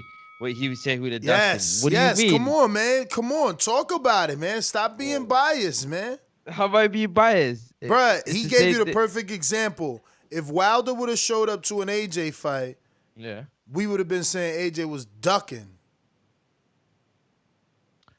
Can I pause right there? I'm glad you said that. I've been paused. This is a debate take show, it right? over. Okay, bet. Take Let it me get over, to it. man. Let me get to it. So then, my man showed up to the fight. Wilder's temperature would have been to like, yo, I'm trying to get to the ring. I'm trying to point. Oh, trying to talk to you. Like, I'm trying to get your attention. Like, yo, what's up? Like, I'm here. Like, I'm here. Like, what's up? Like, yo, what? We fighting or what? Like, what's up? So that's what I'm saying. Like, so you know showing what? up Okay, ain't you enough say that now. You the big fish and I'm the little fish. You know what I'm saying? So I bet. You know what? I'm gonna swim up to the bigger pond because I wanna get at the big fish. And that's what he did. He did. What more you want? Yeah. You want him to throw rocks at the ring and shit, and man. the big fish and what happened when you come into the territory? The big this fish is looking why at I you like, lose I see fans. you. I see you. This is why I But ain't lose nobody fans. warned about no Terrence Crawford. Like, he ain't saying it like, yo, we ain't gonna fight. He's saying like, yeah, I see him there, but like, he didn't, in my words, he didn't take no advancement. You know what I'm saying? That's what I would say. But yeah, anyways, go ahead. This is why I lose fans, cause I'm not just gonna like blindly follow somebody, man. Who you blindly following? I'm blindly following Earl. Following, yeah. Earl, man, how yeah, much? Tell me how. Yeah. Tell me how. I'd love to know. Cause now you making these unfair rules and regulations that Bud gotta go through. Like, he really gotta do more than. First of all, listen, he's not a regular fighter, right? In the sense that, and what I mean by that is like, it's not the same as fucking Ugas showing up to your fight, man. You know, we know that there's some sort of something, you know what I mean? Some sort of tension in between there. And if he took the time out, and we know his personality, so if he went above and beyond he didn't even have good seats, so he did that all on his own, man. Y'all tripping, but whatever. Y'all don't really want the fight. I can see that now. You don't want the fight. You don't want the fight. I can see that now. If that's your energy. Come on, I'm just keeping it real. I'm just keeping it real. You show up to my fight. You show up to my fight. Listen, when Floyd showed up the Berto fight, he gave him the fight, Sean man. Porter went up in the ring and said, "Yo, this is the fight that I want." He went up in the ring. Sean Porter works for PBC, man. Sean Porter has the access. Crawford's in like the 20th row. Crawford was like in the second fucking. Crawford was in the second bowl, man. They try to keep him away from Earl. It's Terrence Crawford, Ness. It's Terrence Crawford. It's Terrence Crawford. Yeah, the same person that you're saying that Earl should have been said, oh, yeah, look what I'm going to do to you. Because out of all the people that's in the arena, it's you I see. It's Terrence Crawford. Everybody else see him too.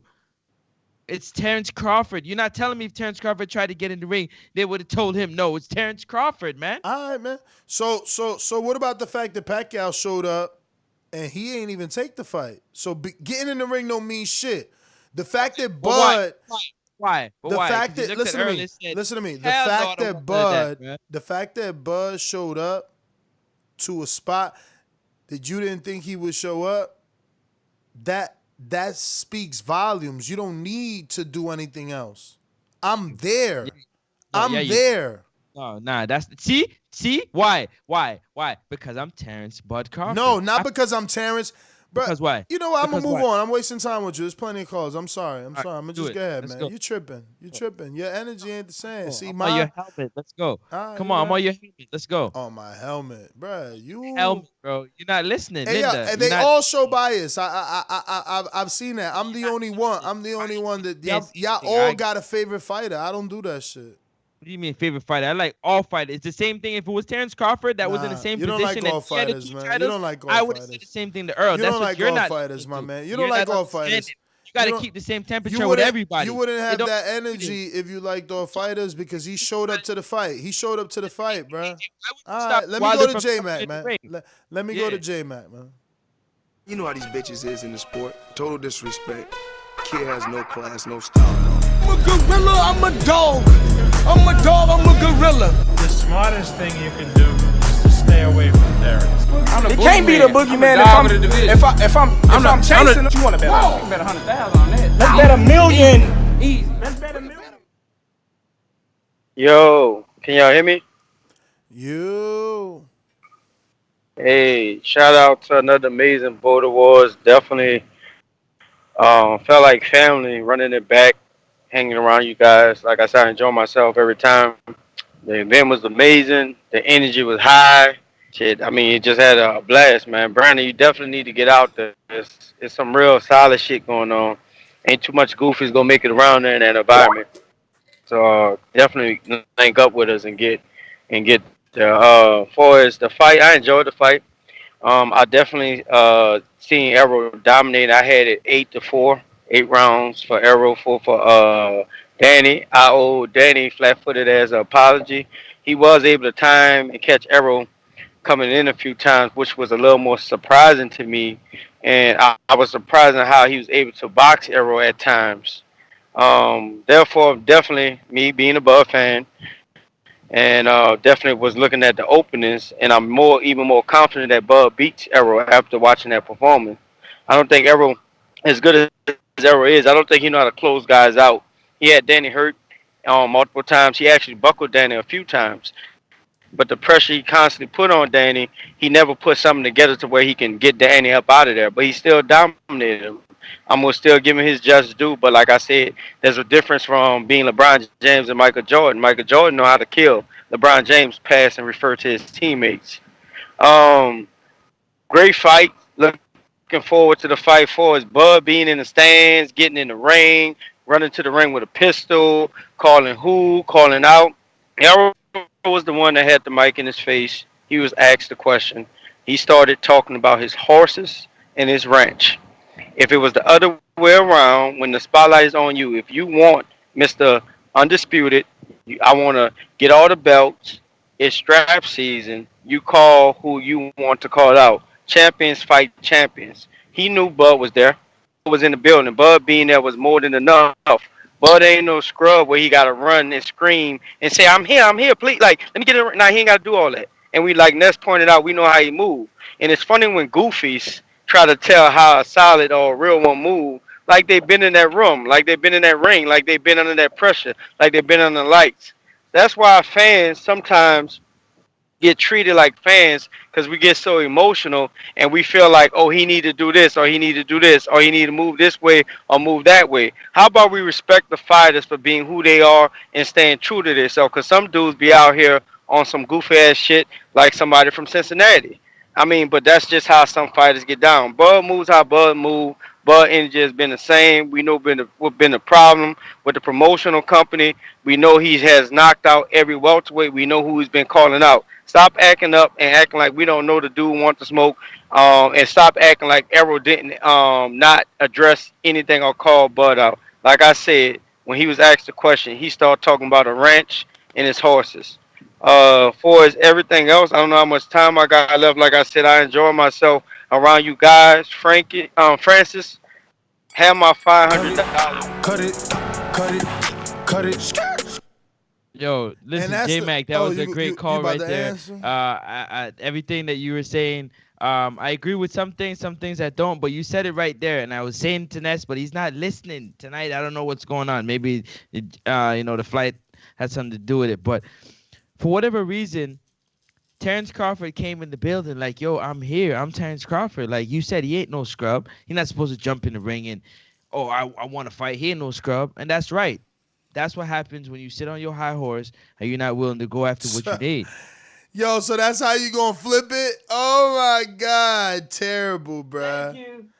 Yo, you want to sit there? You know what it is? I'm Terrence Crawford. I'm in the building. That's why Errol's like, you know what I it want no is? Terrence Crawford. Yo, like, he didn't even make an effort man. to try to come up here. Like, at least make an effort. Let us have a little back and forth. Bruh. You know what I'm saying? To make a commotion in the arena. Like, you tripping? No wonder, man. Let me not even start, man.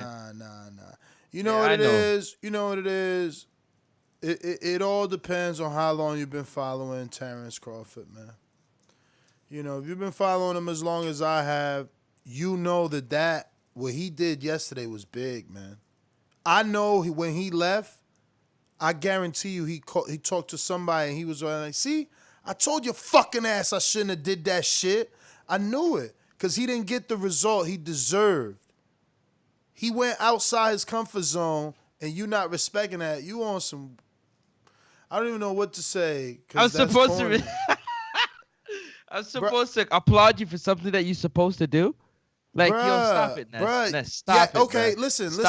Bro. No. You're right. In another debate, we tell people this is how you get the fight. You know, we show you Shane Mosley and all that. But that's what I'm saying, man. Like, he did it. And now you saying, oh, well, now he got to try and get to the ring next time. So for the next fight, tell him come, but now he got to try to get to the ring.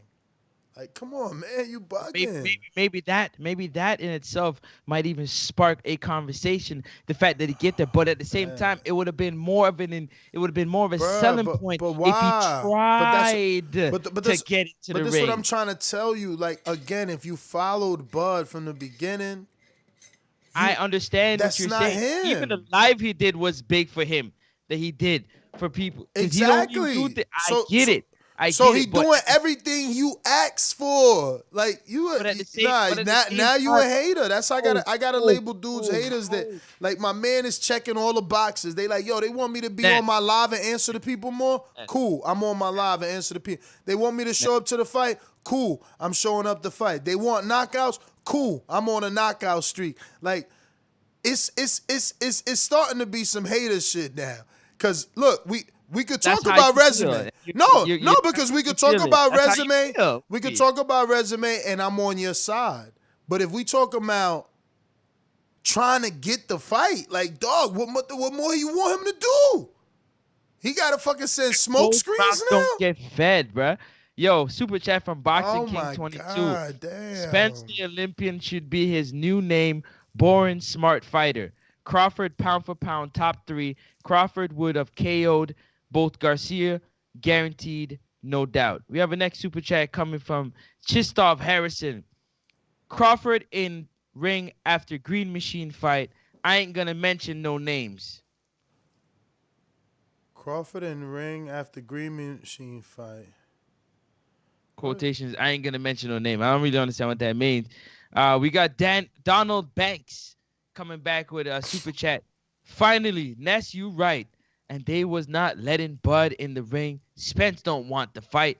I've been seeing that long time ago because he could lose it. Yeah, I'm lost, man, as to why. Hold on, we got another super chat. Let me finish them out. J Mac is right. Earl was asked who he wanted next, and he avoided that question. That's true too. A lot of openings. Bruh, can explain. That's true too. Like if this was Wilder AJ, let's keep it to Wilder AJ. If this was Wilder AJ, right? And Wilder was asked who you want next, and he says, "Nah, I ain't worried about nobody. I'm going back to my Alabama late." Come on, man. Come on. They would have been like, I thought you won. What happened to one face, one champion, one name, one champion? But here you are. Vacation? What? He's not entitled to a vacation. Like the dude just fought pound for pound. He just fought. Hold on. You gotta remember something too, and this is why I feel like y'all not really he could get a vacation. Hold on. But let me ask you a question. This is his third pay-per-view, brother. His third pay-per-view. Are you trying to tell me that he's supposed to come down to Terrence Crawford and make a fight with him? Or is Terrence Crawford supposed to make his third pay-per-view? He's coming off of an accident where he was thrown 90 feet in the car, and they said that he ain't the same. And he dominated Danny Garcia. And you want to talk to me on his third pay-per-view about what? I don't understand. I applaud Terrence Crawford for coming in the building and that was huge. That's what we need more of. First of all, fighters just coming in, you know what I'm saying, and adding more attraction to the arenas, you know what I'm saying, much fighters as possible. But aside from that, why not? Why not?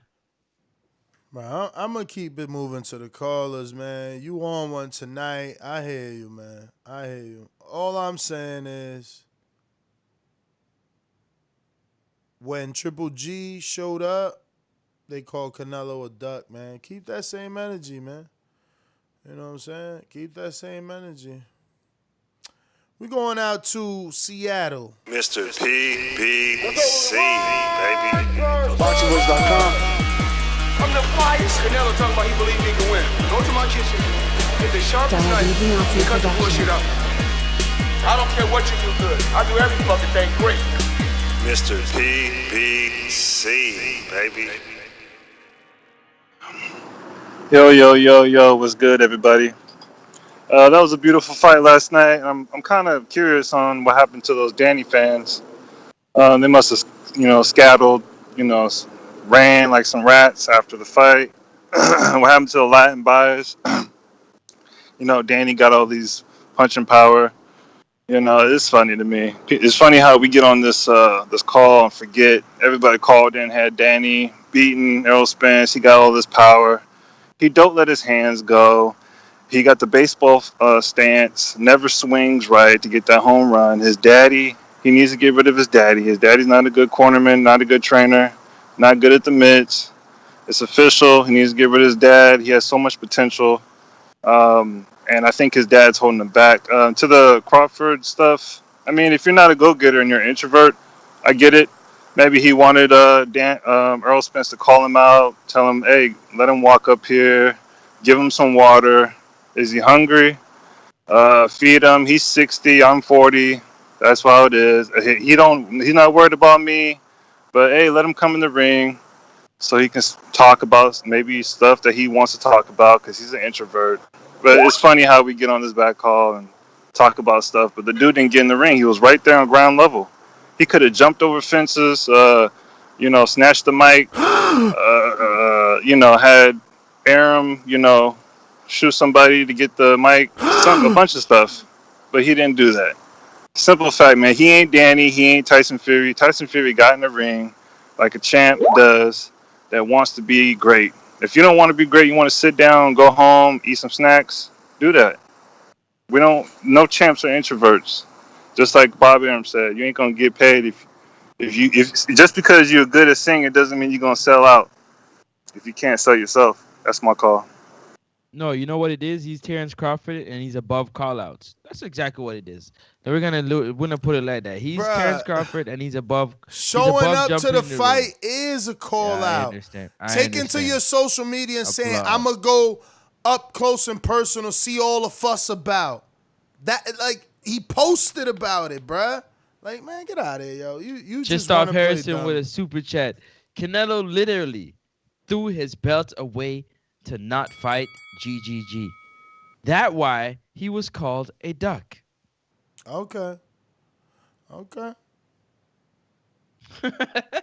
No, because I use Canelo and Triple G as one of the examples. Yeah. Yeah. So he's gonna try and say that about the belts when we all know that Canelo dropped the belt because of Mauricio and his principles with Mauricio, and they had to get that right, and that was that. Then he came back and gave you 2 Triple G fights. So, is that what you're telling me that Earl's gonna do? He's gonna come back and give us 2 Crawford fights?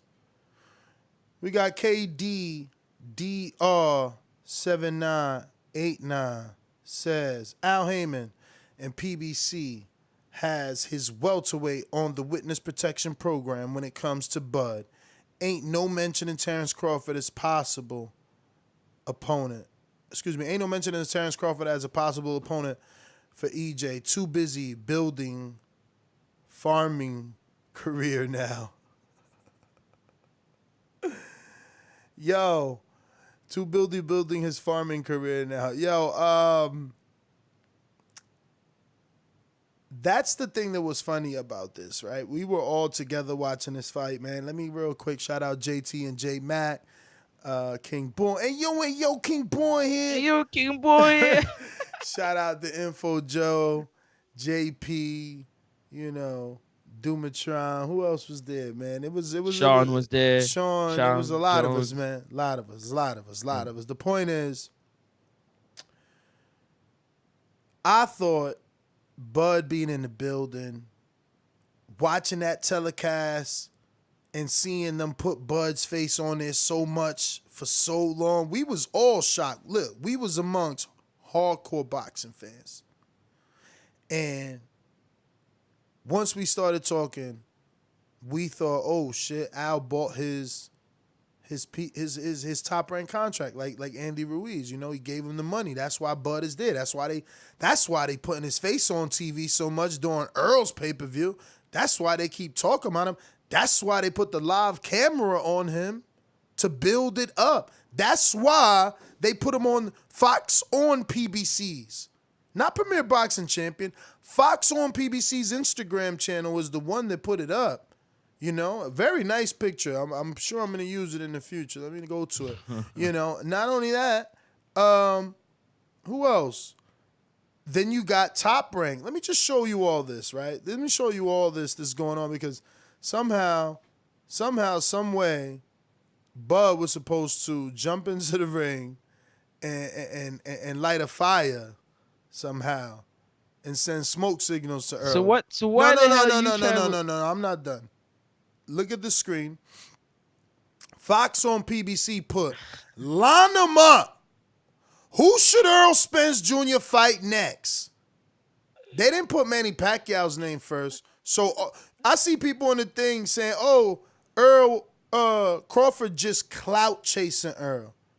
So why the fuck is Earl's broadcaster putting Crawford on the left side, which is the A side? Why is his network putting Crawford before Pacquiao, which means that's the first option that they know the world wants? Why are they doing that? And then, look, you have to press this to see the second picture, meaning go to Google Statistics. How many people make it past the first page? You know what I mean? Who really went to the second page to find out that there was a picture of Pacquiao asking you the same question? And look at Bud yesterday. I love this energy, verified Instagram right there. So I'm like, oh my God, Al paid to buy his contract out. And then I woke up to this corny quote from Earl talking about, why he even here? Why he even here? What he doing here? I thought he wasn't worried about me. Yo, I swear, man.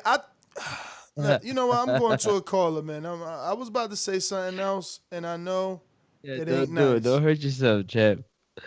Don't hurt yourself. Keep moving. Yo, keep all this happy. Trey in the Bay, man. What up?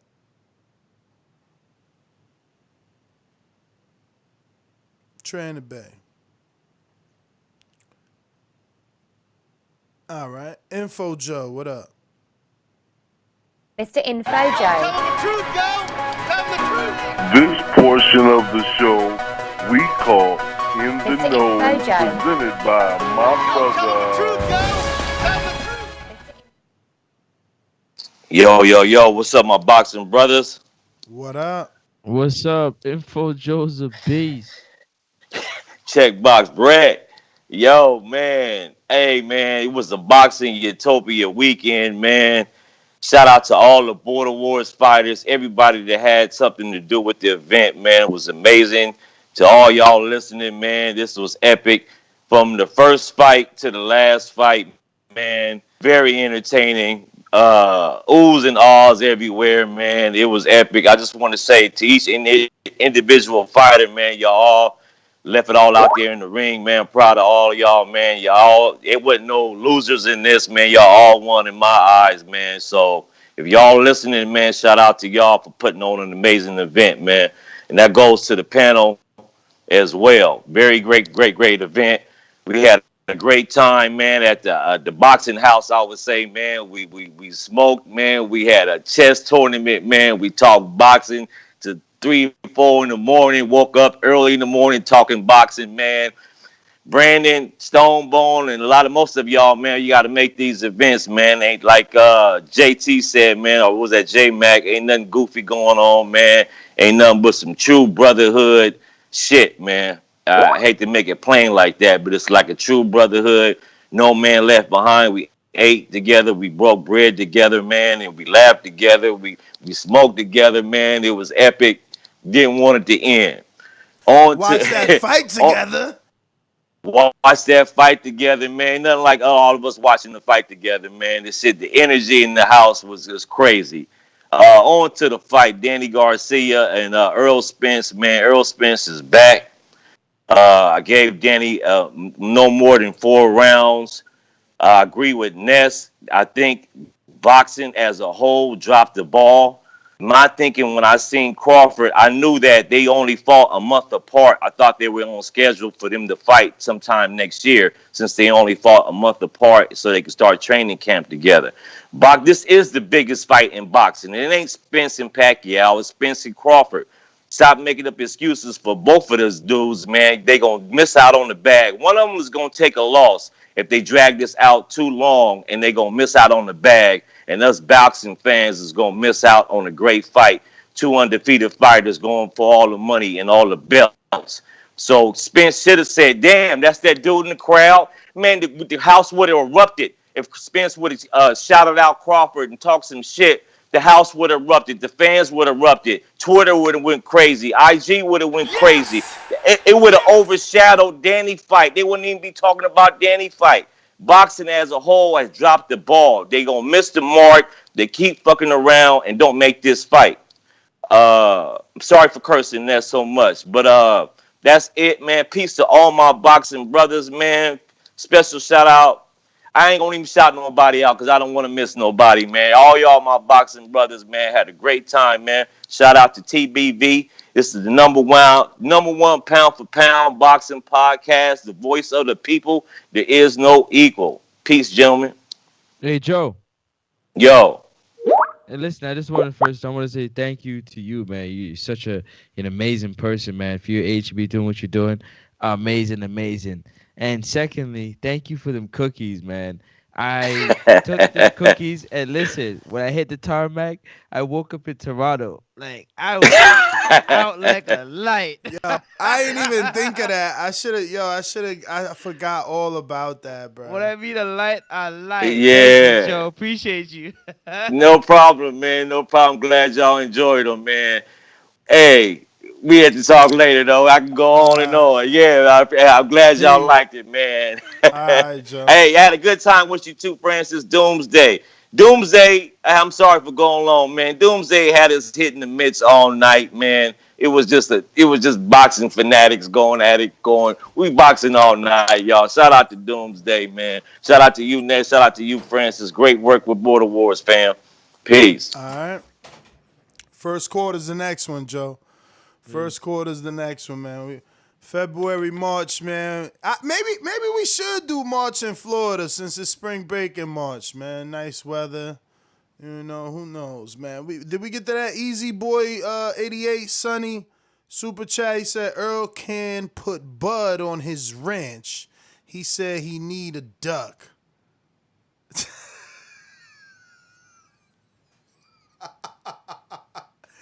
Yo, that was pretty clever, but yo, you tripping, man. So the dude, so let me get this straight. If you show up to the dude who you say you want to fight, right? That dude said, yo, I want to fight you. I bet you 100,000 I beat you. The other dude says, let's bet $1 million. Right? You saying that dude who wants to bet $1 million, who literally came to your fight, that's it, though. Everything is done. There's no more Sean Porters. There's no more Danny Garcias. And you already said you're done with Thurman. And I show up to the fight. But you came without the money. Without the money. Yeah, I see you needed to jump in the ring. You came without the money. You showed up without a gift. You wildin'. Let's read the next super chat. Chistoff Harrison. Bud got moist at the PBC post.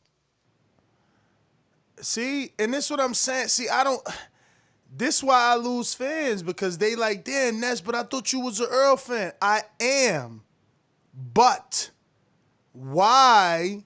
Because Crawford is showing you that he's happy. They finally recognizing him as a welterweight fighter. And it feels like at least their network, Fox, wants to make the fight. He got to be moist. Like, you guys are weird, man.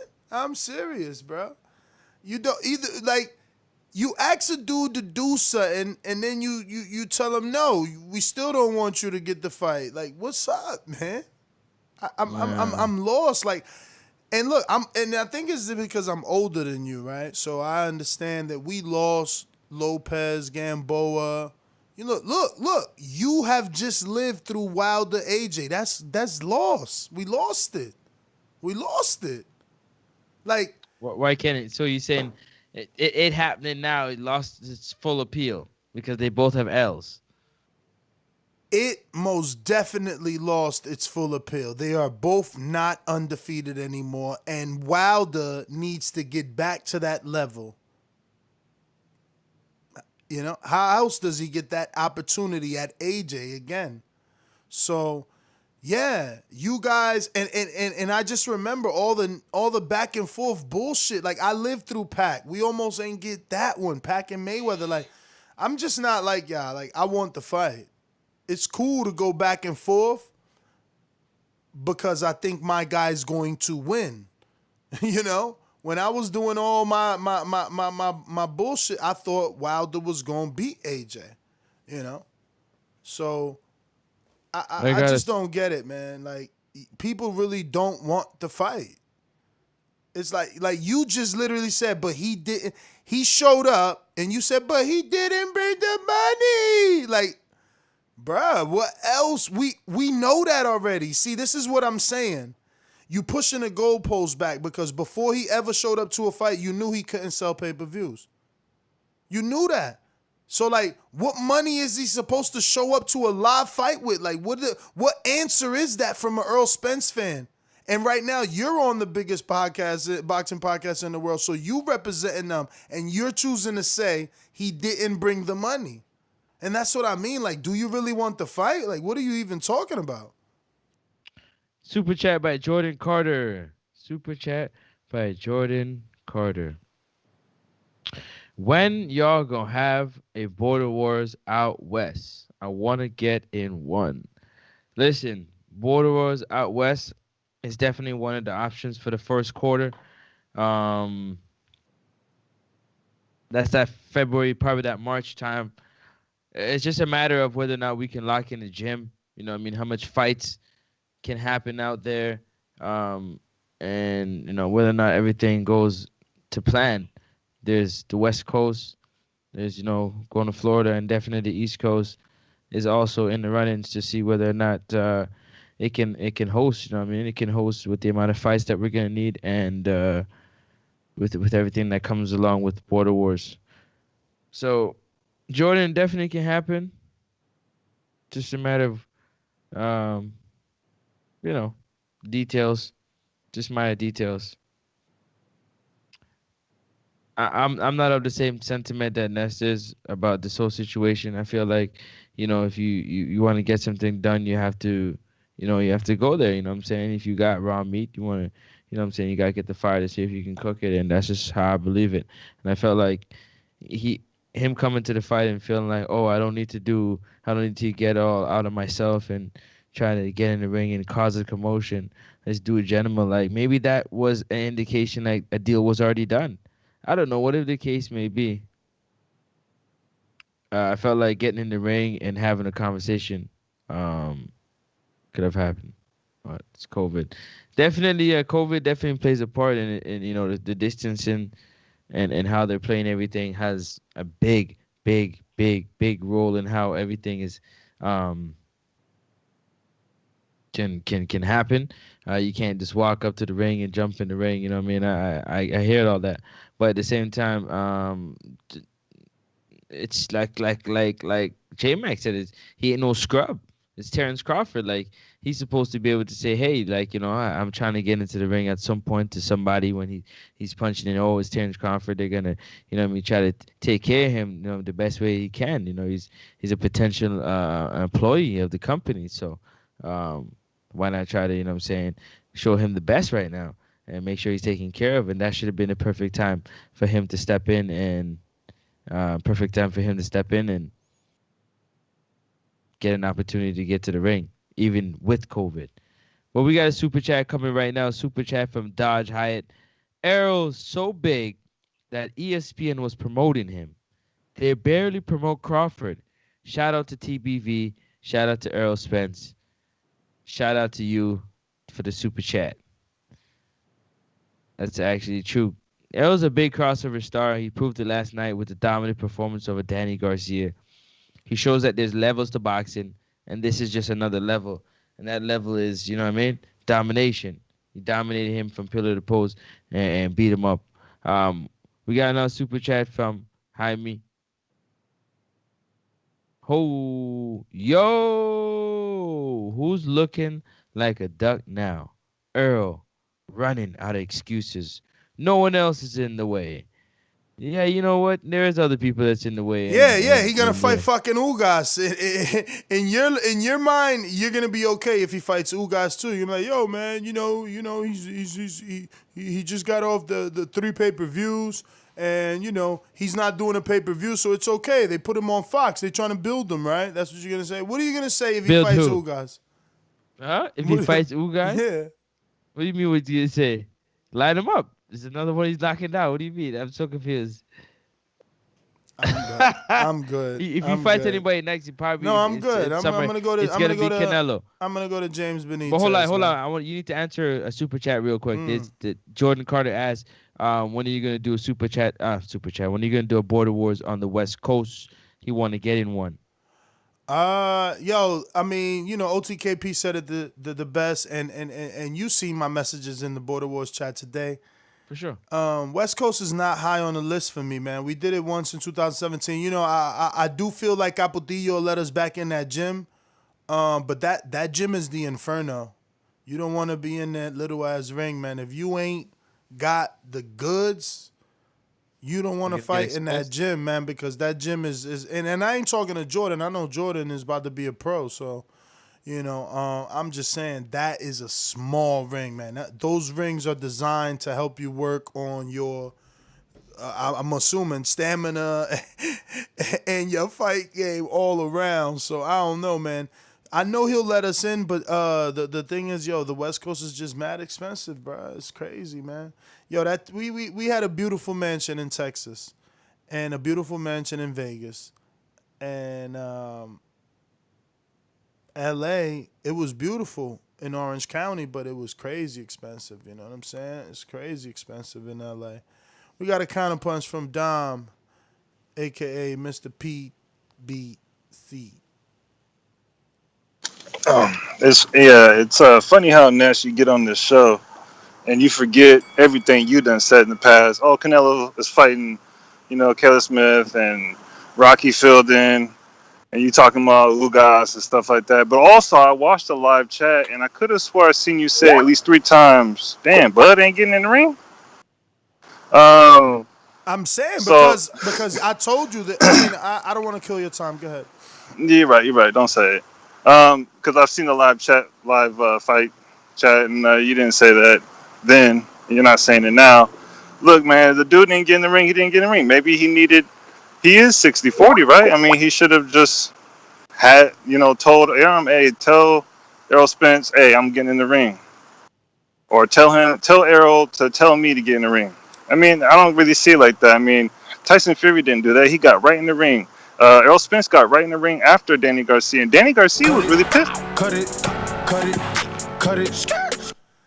Errol Spence got in the ring because he signed to Heyman.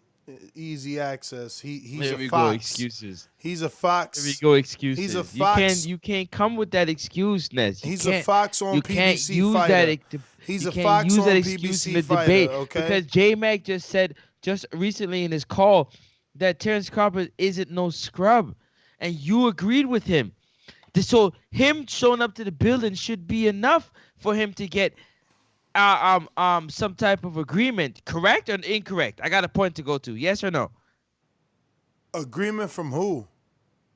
He didn't have an agreement. He did this all on his own. From him. He did this all on the muscle. Listen what I'm saying. He did from this him for the showing hardcore up, fans, I man. hear you. From him showing up to the arena. Yo, we got should have been callers, man. something We got to Errol callers, Spence. man. Yeah, I hear what you're saying, but you answer my question. You dodging. Don't dodge. You can't answer my question. You don't sound like a fight fan. You talking about, if Ugas is next, line him up. All right, move on. Dog, you a fan. Once I see you a fan, I'm moving on. You know what I'm saying? Like, that's your dude. You ain't never. He can't do no wrong. That's your dude. He fighting Ugas. Line him up. I got you. James Benitez, what up? Hilarious, yo. Oh, what's up, Ness? What's going on, fam? What up, man? What's up? Man, nothing, man. Hey, I was thoroughly impressed last night from what I saw from EJ. Even though I was caping hard for Danny leading up to the fight, man, but EJ showed that it's just levels to this shit. So with that being said, man, with all the other stuff that I think, what's his new name? Lil Frankie? Somebody called him Lil Frankie or something earlier, or Francis. Bud to jump in the ring or whatever, man. We in COVID, man. And who's to say that Bud didn't ask in advance if he could, and he was probably denied that request. So let's not get it twisted here, man. So all in all, man, keep up the good work, Ness. Good one, James. That's a fucking great call. That's why he jumping in. That's why you can't understand. You got him jumping in on your call. You got him jumping in on your call. Hey, this is my time, man. So let me just thank Ness, man. Hey, Ness, thanks for the product. Thanks for the show, man. And keep up this good work, man. Thank you, brother. Thank you. Right, yo, peace. He triggered you, bro. You never cut people off. He triggered you. I mean, you cut me off, but you don't. You usually let the caller go. He got you. He got you. JM, what up? Yo, what up? First off, I'm about to flame all y'all. This shit wasn't nothing but him trying to get fucking promotion, free promotion. That's all it was. He was talking all that shit about how he did not need Spence, did not need that, and then now he here. In his tweet, in his own words, let's see what all the fuss is about. Yeah, keyword, all of the fuss. Spence is all of the fuss. And you wasn't about to spin this as if you pulled up. You didn't pull up. You bought a ticket. You're a customer. You know what I'm saying? If he really, you say, oh man, he did it all on his own. Fuck that. If he really wanted to have something happen, he would have, and he was gonna go anyway. He should have hit up them boys on the quote unquote other side of the street. And he should have said, hey, I want to come down. I want to make it into something because I really want this fight to happen. Put me on with Sean Porter on the panel after. I'll sit down, talk about it. I'll say I want the fight. I say I'm willing to come to terms. Now, just a couple weeks ago, what did he say? Looks like that fight's never going to happen. Yeah, so we ain't playing no fickle games with this fool. When somebody got to kiss the rings, you don't take the ring off and hand it to him. And you don't raise your hand up. You make him come kiss it. Now, after all that shit he was talking, Spence is right in doing what he was doing, putting that boy in his perspective because he need the promotion. So he was going to go show up either way anyway. So for him talking about he pulled up, did it all on his own, that's so he can make it look like it. So the fans like you will sit up here and be like, oh, see what he did? He didn't do nothing. That wasn't no fucking Clubber Lang. That wasn't no Clubber Lang. Did Teofimo care about COVID? Fuck all that. Talk bad about but do what you got to do. Don't just sit there like a fly on the wall and think that's something. Think we gonna carry you the rest of the way? Fuck that. That's my call. I totally disagree, and I get it. Because others. Hold on, bro. Hold on. I totally get it because others, done more. I get that others have done more, but have they had this personality? Right? Did you ever see Francis Ward show up to a Gennady fight? He don't hear me. Ward never showed up to a Gennady fight, right? But that was a possible pay-per-view. No. That was a possible big fight for him. He never showed up because that's not in his character. He never showed up to no Sergey Kovalev fight when HBO was trying to build that. So, I get it. I get the Errol Spence fans trying to say, oh, well, he ain't do nothing. But that's not true. So you want him to call who on PBC to get this done like they really want him over there. You know, let's not be a fool. See, that's what I'm saying. Mr. PBC wasted the money on a super chat. He said, "Oh, I seen it live. You wasn't saying that." You right. Yesterday, we all thought PBC bought his contract the way that they were promoting him. They had welterweights and his name there as the top welterweights, you know? Images of him and his belt, you know? Panning the live camera to him and putting his name at the bottom for those that wouldn't know who he was. Letting you know, the announcers, that Bud is in the building. So what are you talking about? Yeah, yesterday, I'm asking like, yo, he ain't getting in the ring? Because I'm thinking it's all set up. It's done. It's a wrap. I'm like, oh, my God, it's over. They got this shit on social media. He's live at the fight. Bud put it on his social media. Bud replied on their social media. Oh, my God, it's over. And then I read Earl's quotes, and I find out that no, it's not. That was just fucking Bud trying to get it done. You talking about, oh, he should call so they can tell him no? We not trying to do that right now? How long he been saying he want the fight? You talking about he need to call somebody? That ain't Clubber Lane. I guess Clubber Lane, he said that what Crawford did ain't Clubber Lane. But what he should do is call someone and have it set up. So that's Clubber Lane, calling someone and setting it up. He said that wasn't a pull-up because he ain't let them know he was coming.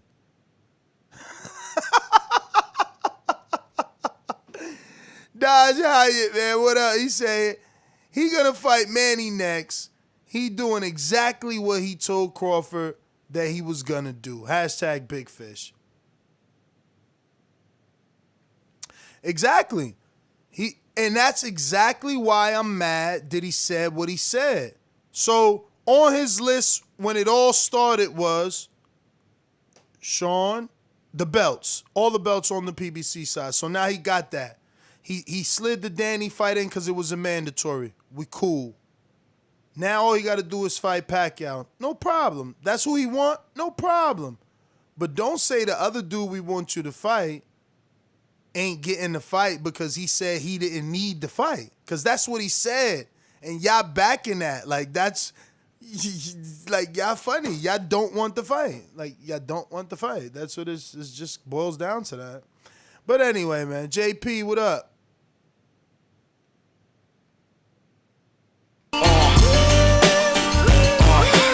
Long Beach in the house. Yeah. Yo, man. Hey, y'all. I was out there for Border Wars this weekend, man. First shout out to Ness, Francis, Doomy. Them dudes is like on auto for the work. I realized something that most of us use as a pleasure and something we use throughout the day as a pleasure of ours. These dudes be working. So shout out to them cats, man. They be working, and they stay on their grinding for real. Y'all don't realize till you really get to see it. For me personally, man, I treated this Border Wars little trip to Texas, me coming from Los Angeles, as a little trip away from my family, my wife, and my two girls. And I said, let me just shoot down here real quick. I'll be talking to these dudes all day. You know, let me get away from work real quick. Just a personal little quick vacation for me. And if any of you dudes want to take it as a little trip where you and wifey could come to a town, come to a city and visit, come out on Saturday, watch the events, y'all go do whatever you do. We went out to eat, man, had some of the best barbecue I've ever had in my life. The TBV family you get to meet, man. Shout out to J Mac, came and picked me and Joe up from the airport. Shout out for that type of work. The guys you get to meet, I don't even want to get the name of names because I'm gonna leave people out, man. But so many of them, cats I didn't even know. You know what I'm saying? So great time. I'm gonna do it like twice a year, just as a personal vacation for myself, just to come as a spectator. On to the fight. Look, man, that's, I was sitting right by you. I said, within about 30 seconds of the first round, I said, the fight's over. I said the fight's over simply because we all know Danny can't fight going backward, and he wilted to Errol's pressure immediately with no resistance. And it was just like, yeah, I'm going backwards, no problem, Errol. And it's just over, man. It like, yeah, he could have some moments and be competitive, but essentially, to me, at that point, the fight's over. He can't win it, and he couldn't win it. Whether he had an 8-4, 9-3, whatever it was, Errol dominated Danny more than anyone has. At this point, you have to ask, me selfishly, I said to myself, well, it's proven now that Danny isn't a top echelon welterweight. Well, what do I care about him? But then I realized, man, that's not how it should go. Danny is a damn good fighter still. He should still be thrown in all the mixes and make damn good fights. So Danny still had a good performance, but he got beat, and he got beat convincingly. The Errol and Crawford showing up to the fight, I think the caller had a point, man. I was kind of on the fence about it. I feel like Errol could have said something too. I don't know if anyone knew that Crawford was in the ring. Errol didn't know that Crawford was in the crowd. Maybe he did. I don't know. But I don't know, man. Look, right now I'm not going to make a decision to that. Neither of them did enough, and the saga continues, man. Shout out to y'all. Champ, was a pleasure getting with you, man. Can't wait to do it again. JP for Yo, sure, man. It was Good the dude. truth. It was just amazing. Good dude. Shout out to JP and Info Joe. Stood at the Fighter Mansion with us. We was chilling.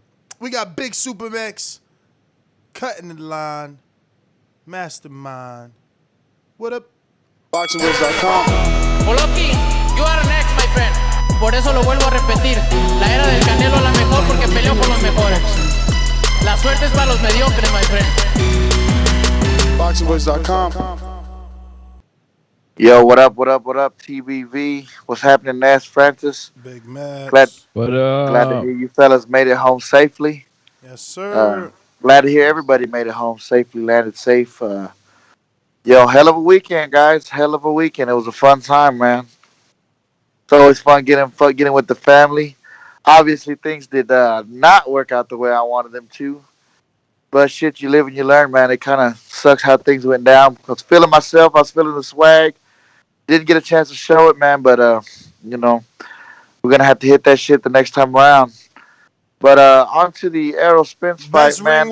Best ring walk ever. I know El Loco might try to say that he had a good one because he was like the first one. He did birth ring walks, but you topped him, man.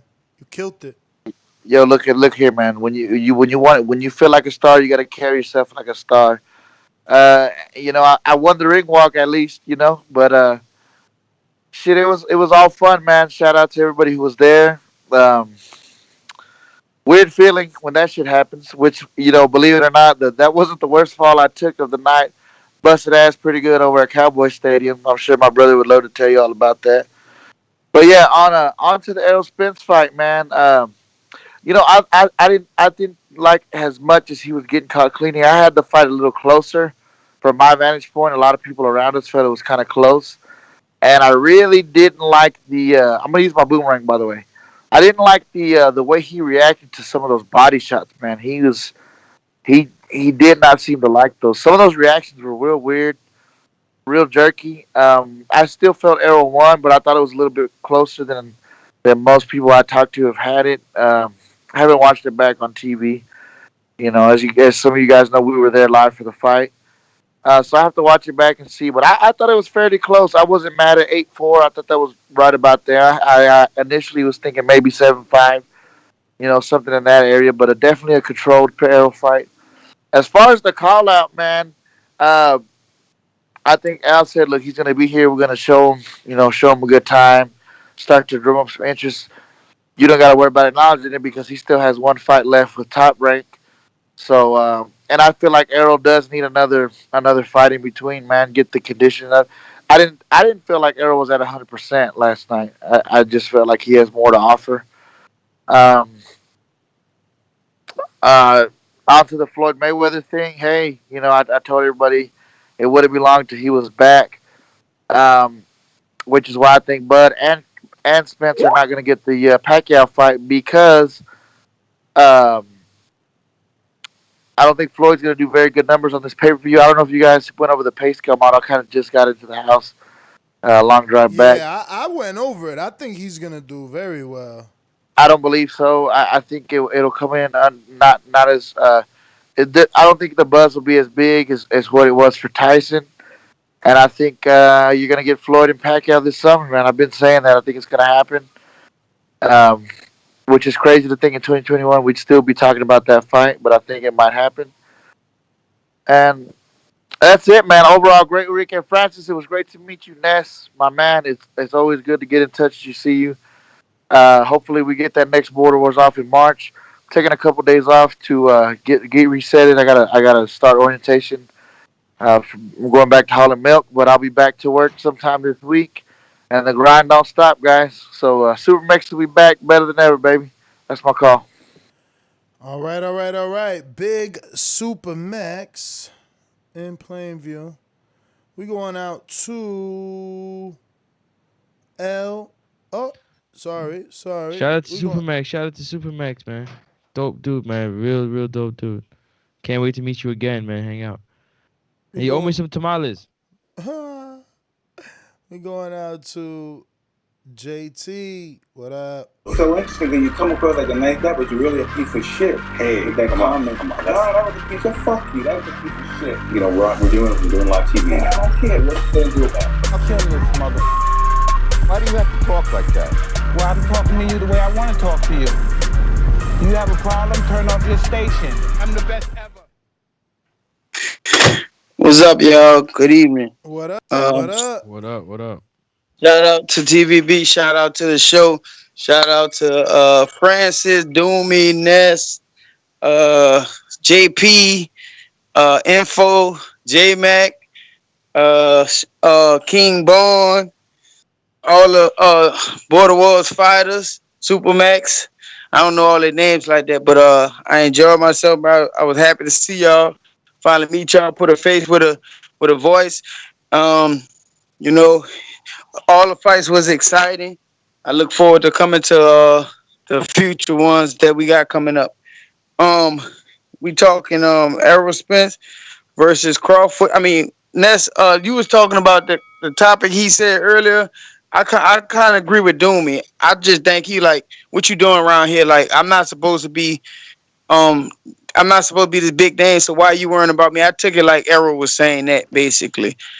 But to be honest with you, Danny and Errol fight, Danny was getting his ass whooped, but that's my first time really seeing Errol take that many power shots from a fighter. He got hit a lot in that fight, so it showed that he's back, and it showed that he got a chin. You know, Danny's always going to be a exciting fight to be in. You know, that's the first time I seen him look that bad and vulnerable. But the whole point, he still was a live dog. He was throwing a lot of power shots. He caught Errol in the chin a few times. He caught him in the body a lot. And I think that's what tired Errol out from the body shots. I don't think it was the condition. I think it was the body shots that was catching Errol, had him jumping up in the air. So what else we was talking about? Well, I mean, that's all I got, man. But I'm still excited about the show. But I'm glad I met. Oh, man, I don't even want to talk about that, man. Yo, it's real though. It ain't a rumor no more. It's official. No. I see that, but I'm more excited about the next Border Wars when we talking about that. All right, y'all. I'm out. Right. LV Slugger, what up? V, what it do? What up? Oh, it's good. Yeah, man, nice little weekend of boxing. Yeah, I want to start off with Yard, man. I was disappointed about Yard, man. I was hoping he was ready for some of the big names at the light heavyweight division, man. That was disappointing. You know, hopefully he bounced back. I think he might have to come to America and get some training over here, because I don't agree with what his corner be doing, man. But yeah, hopefully he bounced back, man. Fandor, he's starting to grow on me, man. Like, I think he might be ready for some of them big names at 154. You know what I'm saying? Hopefully, you know, he get a big name. I think the dude Lubin just fought Garcia. I don't know if that's a step in the behind or where they at in the rankings, but I believe that's a good fight to see where he at. But I think he ready for some of them big names. He's starting to grow on Fandora. But on the topic, man, Spence, yeah, man, he looked good. You know, he looked good in the fight. I believe he back. He definitely back. You know, I had him winning 9-3. You know, I don't know how 7-5 or none of that. I don't know what that coming from, but yeah, I had him winning 9-3. Dominant performance. You know, even usually after Danny losses, he's saying he think he won. He even said after the fight, like, yeah, man, he won. Like he was the better man. So yeah, he beat him the best than any boxer we ever seen. So yeah, man, I believe he back, man. But I don't think he no duck, man. But when they asked him about Crawford, that was a ducking tactic, man. That was a ducking, like how he was. They asked him about it, and then he go ahead and start talking about a ranch. Like, I mean, I feel like, and then with the just jumping in the ring, people gotta understand it's COVID right now. Like, I don't think it's just that sweet to just go and hop in the ring. Like, if it was, a year ago, from now, not a year from now, but a year ago. You know what I'm saying? It's COVID, so I don't think Crawford would have had that access to just get in the ring like that. I don't think it's that sweet for him to do that. But hopefully we get the fight, man. You know what I'm saying? I just think Spence did do it. That was kind of like a ducking tactic, though. I ain't saying he's scared or nothing. I'm just saying, like, when you getting asked about it, you talking about a ranch. Like, come on, man. Let's be real. Like, hopefully we get the fight next year, man. That But shit yeah, was that's my definitely hey, weird. and shout out CYP, man. I just got back on some of them old shows, and I ain't really get to hear. I just found out, but yeah, shout out CYP. Hopefully he'll be back. But yeah, that's my call, man. All right. Hey, listen, I just want to say something on top of that because that's the part that I just sent you something in the pre-pro. When Crawford had his post-fight interview after knocking out Kell Brook, he asked the question, "Do you want to fight Errol Spence?" He said, "I want to fight Manny Pacquiao." Matter of fact, we had a fight in place. It couldn't happen because of COVID. I want to revisit it after knocking out Kell Brook. Totally. Why can't he keep the same energy? What's different in what Earl said? Because what, Earl wasn't in the building? Yeah. Why? Yeah. He was preparing for a fight. He showed up. He's preparing for a fight. All right, but it's different. He showed You up. know what I'm saying? And the It's way to- y'all to acting, keep the same energy. Listen to me. The way that y'all acting is as if no man can change his mind or grow, right? Earl is out here talking about, I thought you wasn't worried about me, so don't be worried about me. So we not allowed to grow? Like, what are we, man? Y'all a bunch of kids. Y'all don't want to fight, man. Read the super Tit for chat. tat, Yeah, that's man. your opinion. That Tit is for your tat. opinion. Tit Read for the super tat. chat. That's what y'all like. Big Supermax Rodriguez came back with the super chat. The super chatty. By the way, these FOTNS hurt. Next time we outboxing. Laughing emoji. I don't know what FOTNS means. Can you hear me? Hey yo, can you hear me?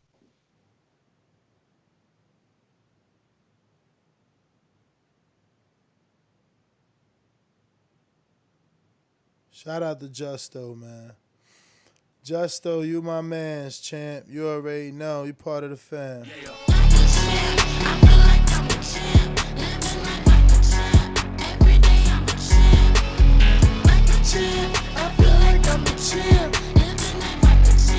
They calling me the champ. Yo.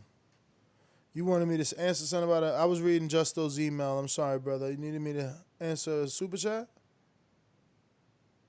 No? Nah, I just don't know what FOTN means. Fight of the night, man. What's up with you? Oh. He a fake boxer. Is that you're not an American either? Maybe y'all don't have that out there. The acronym's not really like, yeah, but anyway, besides the point. By the way, what I said, by the way, these fight of the nights hurt next time we outboxing. Yeah. Because he got fight of the night bonus. Yeah. Got that bonus, dough. Yo, this Border Wars was official because of that. People got take-home gloves and headgear, and it was even fighter purses. Wow. Big Yo. super chat from GG Champ 15. What's up? Nice to meet you guys this weekend. Y'all are some hard-working dudes. Yo, I felt some type of way. You ain't meet me, bruh. I didn't meet him either. I know. I didn't meet him either. Oh, he ain't meet you either? Yeah, I didn't meet him either, yeah. I'm like, yo, I thought I turned to him one time, and I'm like, And then I'm like, yo, that's you. I thought you were stainless, and I realized it wasn't because he had a mask on. But I was sitting. But damn, I wish we would have got the chance to meet, bruh. I was like, damn, he gone.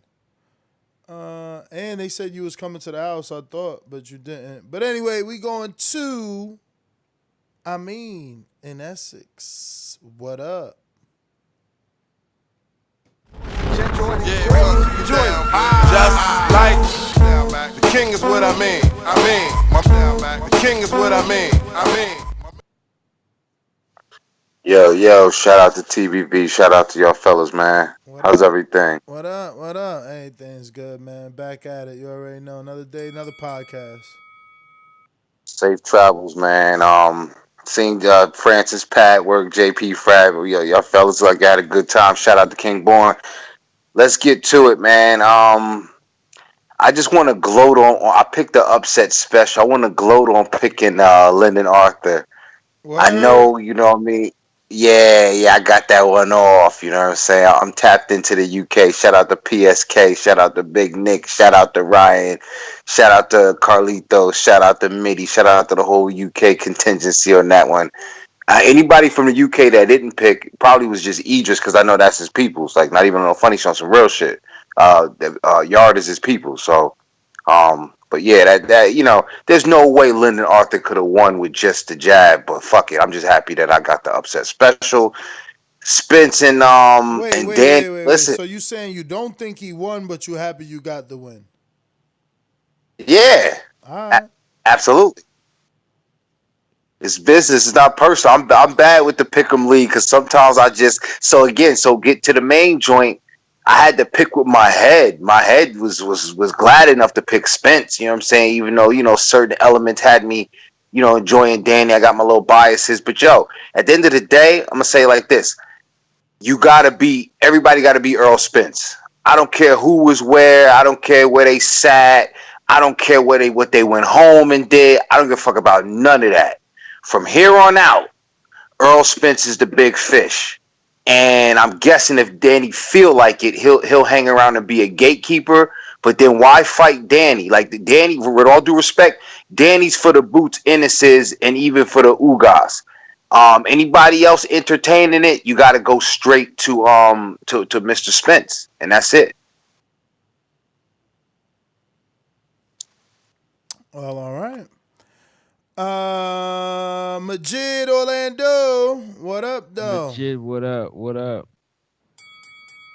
Alright, man. I think the fight was good yesterday. I had it 8-4. Hey, man, that dude Yard, he need a new trainer. I'm like, he probably need to go train with like Robert Garcia or something and just learn how to get pressure, just fight. That dude look sad. But yeah, man, as far as that Bud thing, I feel like Bud did his job in showing up, so that's going to build interest like Bob Bam told him to, and at the same time, I feel like Spence, he played the like these PBC fighters always play, who you want to fight next. They'll never give no answers or whatever, so I ain't really looking at it like it's no duck or nothing. I feel like this another Mayweather versus Pacquiao. We going to have to wait this shit out. And they killing us in between this 135 politics and this 147, man. Somebody in boxing got to step up and just make shit happen. But other than that, man, I don't got shit else. All right.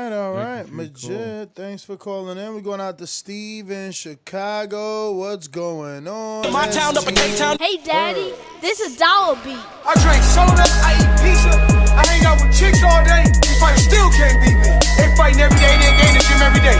Just give me 6 weeks, and I got it. BoxingVoice.com. Yo, how you guys doing? Good, how are you? All good. All right, yeah. I seen you guys enjoyed yourselves down there. Heck yeah. Coming back put a show on. That's good of you guys. I didn't expect it. But what I wanted to say, I scored the fight 8-4 for Spence, What I want to say is, we shouldn't shit on Danny. Danny lost to 3 guys. Those 3 guys are top 5 in the division. 2 of them, when he fought Thurman, Thurman was the man. Now Spence is the man, and Porter, where he was in a tight fight with, and Porter was top 5. So, Danny can come back. I see things coming back for Danny in one way or another. As far as the Bud Brona thing, fight, man. He get the Brona yeah, fight next. yeah, Danny's gonna be good, man. He should lift his head up high. He takes big challenges. I salute Danny for that. This Spence is just better. I mean, he's just better than him. But here's the thing with the Bud. Hey, I don't know what everyone's talking about, but Bud, he turned the world upside down just by being there. He didn't have to get in the ring. I don't know what these guys are talking about. Get in the ring, do all that. Man, so we saw stuff we've never seen before, ever. The way Fox treated him yesterday, just from the day before at the weigh-in, I was telling guys they were putting up Ugas as a champ and not Bud. So I don't know what happened from Friday to Saturday, but they must have got a memo that he was showing up, and they changed the whole game. Man, I'm telling you, the game has changed with Bud. But me personally, there's a personal opinion. I'd like to see Spence and Pacquiao next, and then Bud. That's just me. Pacquiao's still relevant. He's still a champion. He's a legend. He still needs to be talked about. We shouldn't look Pacquiao over. If you put Pacquiao in the ring yesterday with Spence, I don't know if Spence kills the guy. People are acting like Spence would murder him. I don't think he'd probably beat him, but I don't think he'd murder the guy. I think it'd be still a good fight to watch. I'm with that Pacquiao fight, and that's really all I got, man. I just, I hope things eventually, calm down with Bud. People are talking crazy with this. He should have went in the ring and did this and that. I mean, look at social media, man. It blew up. Just the way he got treated from Fox. People are talking about it, and just he changed the game, man. It's a different ball game now. I don't know what's going to happen in the future, but things are different. He changed it. So we got to see what comes out of this. I don't know, man. After hearing, and I'm going to get to some other calls. After hearing Earl's comments, I don't think that anything has changed. I think this was all, smoke screens. It's like, oh, shit, he's here. Let's play nice while he's here.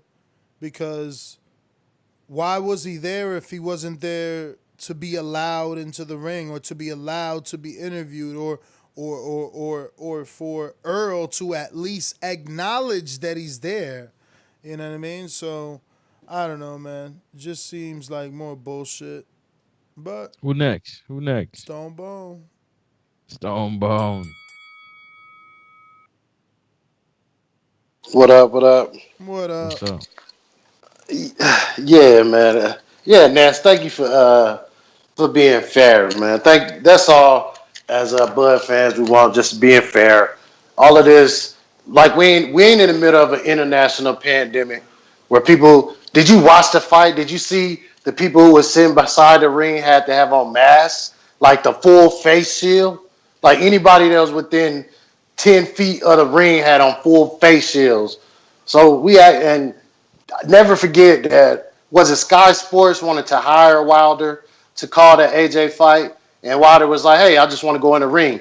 AJ, as the fighter, had enough power to tell the network, you're the one presenting the fight to the world, but you can't even have a guy you're paying to call my fight, come in the ring.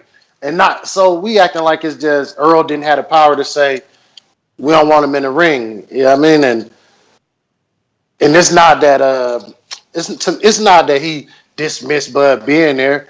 He went. It was multiple times. It was the first time is when Caleb Plant, beautiful wife, asked him, and he was like, "Ah, man, I'm going to my farm. I just bought a ranch." Then when he got asked later, that's when he got to talking about, "Man, I wouldn't even go to his fights." So a guy who went to this fight, you're happy when a guy telling you, "I wouldn't even go to the other dude fight. He ain't nobody, but he's a champion in a division." This is ridiculous. And Laura didn't have the power to get in the ring with Canelo. He had the power to confront him at a press conference. That's a difference. He couldn't just walk in Canelo ring and right now it's a pandemic. So you just gonna walk in the ring and say, yell, go wrestling style, spitting everywhere, yelling like it ain't. Oh, you want to go to jail now?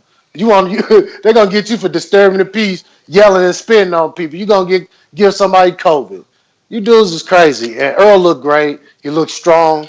He looked fast. He was off balance a little bit with his jab, so Danny was able to counter it. So I want to see him get in the ring with Earl. But you fans, listen, you call us delusional as Bud fans, but I try to keep the same standard. If Earl would have been there and Bud would have been, and he did call Earl out for the fight. He said, I want that fight and I want Manny. But we was working on Pacquiao that was done. If we can go back there and get that fight, I want it. Let's not act like Earl didn't exist because we ain't gonna play that game. Francis, tighten up. He didn't mention his Stone Bone. Yes, he did mention it. Go back and watch the post fight. Go back and pull up. Go back and watch the post fight. So did they not go on a whole? Hold up. Listen. Did they not go on a whole? When they asked him, he said, did they not go on a whole tangent when Bob Arum responded to what Bud said? When he was like, Earl is not going to fight him. The PBC guys is going to stay away from him. He's the best. So none of that happened, right? No, let me explain. No, man, I'm done. Go ahead, man. I ain't trying to waste my boomerang on this dude. You don't even have to, because as soon as you get off, I'm gonna do it anyways. Cool. So listen, like I was saying, I have the interview where Roberto Osuna, the post-fight interviewee for Top Ranks Fight on ESPN, asked him, we all know what everybody want to see, Crawford versus Spence. Will we have it? Terrence Crawford looked at Bob. Bob said, we all know, and he went on his little rant about whatever the case may be. Roberto Osuna doubled back and asked Terrence the question again. Terrence, are we going to see you against Errol Spence? His response was, well, we had a Pacquiao fight going. I didn't hear him say anything about, I want the fight. Maybe you could send me a clip or something, Stonebone. I'll send you my number or something. I don't mind learning, but go ahead. You're hilarious. You don't mind learning. Striving for greatness. My man Ness, that's a fact, man. We striving for greatness, man. You know what I'm saying? That's just me alluding to participating in Border Wars 10. You know what I'm saying? Let me know how I get that done. I shared the video with you through the email, so I'm definitely trying to be a part of that Border Wars chat so we can get things started. For sure. Yeah, and but basically on the fight, man, I'm excited, man. The welterweight division is being pushed forward. I think that Spence versus Crawford is it's ideal for me in my own world. But in reality, it looks like they're shooting for other fights before they get to fight one another. I see them fighting probably like late 2021. I see them going at it, and it'll be a good fight because Crawford like to switch from orthodox to southpaw. I think he might have some success orthodox, with that right hand. Danny found a lot of success with that right hand. But it seems like nobody got an answer for Errol's pressure. When he put on that pressure, it seemed like nobody got an answer, man. So basically, ultimately, what I'm saying is I'm glad the fighters did their thing, especially the fighters in Border Wars. I'm glad everybody came home safe for sure, man. We striving for greatness once again, man. Ness, hit my line up, man. I'm definitely trying to get part of this Border Wars too. For sure. I got you. What side are you on? What part of the world are you on? What part of the U.S.? Harlem, right? Harlem? Yeah, I believe so. Okay. Harlem. J-Mac, Boomerang. Boomy.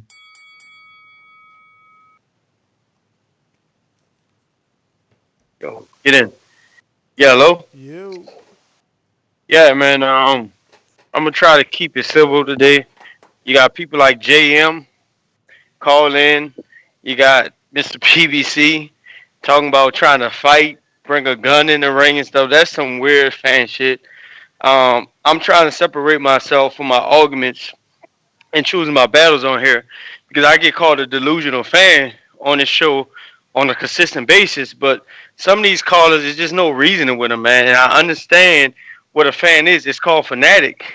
And a lot of dudes are fans of these fighters, and they just not open to realizing what boxing is, the business part of it, and what have you. I don't think Spence or would and call him a duck for what it is. I do believe Spence at some point in his career want to fight Bud. But I get played in this back and forth game constantly when we point the finger at one fighter and act like this fighter just don't want to smoke when he ain't never showed you, he ain't never moved that way. Ain't nothing about Terrence Crawford and what he did in his whole career. And our move showed you that this dude is a duck. Like, he don't want to fight nobody. That's all he did. That's all he did. The way he came into it when he took the short fight notice against British Prescott. Bud has always been about that action and been about the action, been doing what he can do for the best of his career. Haven't had the success for us being on the right side or being amongst when he moved up to 147, had the names around him. Errol has. However, Errol has been on multiple pay-per-views and have had the names to help him build his success. But we're not going to sit up here like we ain't been asking for 2 to 3 years for Bud and Spence. Bud and Spence. Like, where did that fight come out of? Like, it just was made up? So all this, he ain't fighting nobody. He ain't did this. He ain't did that.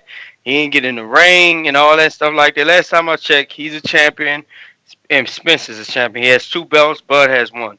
Last time I checked, Spence trying to go for undisputed. In order for him to accomplish what Bud has already accomplished in the weight class under him, he has to fight that guy for that WBO title. So all this, he came and didn't really want to fight. He said this, Spence said that. If we want to play this game, Spence told Bud to get a belt and then he'll fight him. Where has the fight happened? When has that fight happened? Because as soon as Bud moved up, his first thing from Spence was get a belt and I'll fight you. Well, Bud didn't have that belt for how many? For the last 6 fights at welterweight? I think 5 or 6. We still didn't get no Spence fight. So why are we playing this game about what fighters say? Like, everything fighters say, we can hold them to it. But that's where the fanatics come out, and that's not the realistic fans. Like, you got Francis, who get on here and just spew anything because he's a fanatic. But the thing about with Francis is Thank you. Davidian, on you. Buffalo Falls. Hey, what's good, TVV? What's good? Yes, Francis, Dumatron. Nah, I was. It was a great fight. I mean, I enjoyed the whole event for the most part. So yeah, Earl did his thing. I always believed in him. I didn't think that they, would put him in the ring. Especially after here, I was sad at first when the accident first happened, but when you realize that, he didn't break any bones or anything, like, I don't know. I like Danny, of course, Garcia, but I just figured that Earl was going to be all right, and he did that. It was a good fight, though, Danny didn't, he got an iron chin, and I don't know. I was just excited with the whole fight. Like, their entrances and what they was wearing was really dope. So, I mean, I'm hoping next year or we could get Crawford and Spence, but I don't know, And I still feel as though that Earl, I don't know. We gotta see them fight, but I got my man Earl, But we'll see. Texas versus Nebraska. But that's my call. God bless y'all. All right. We have Dubman in Michigan. What up?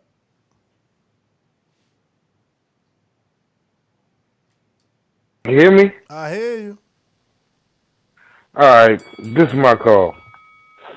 It's a damn shame when a 53-year-old Mike Tyson and a 50-year-old Roy Jones is outselling every single fucking boxer that's on the planet right now with 1.6 million pay-per-views.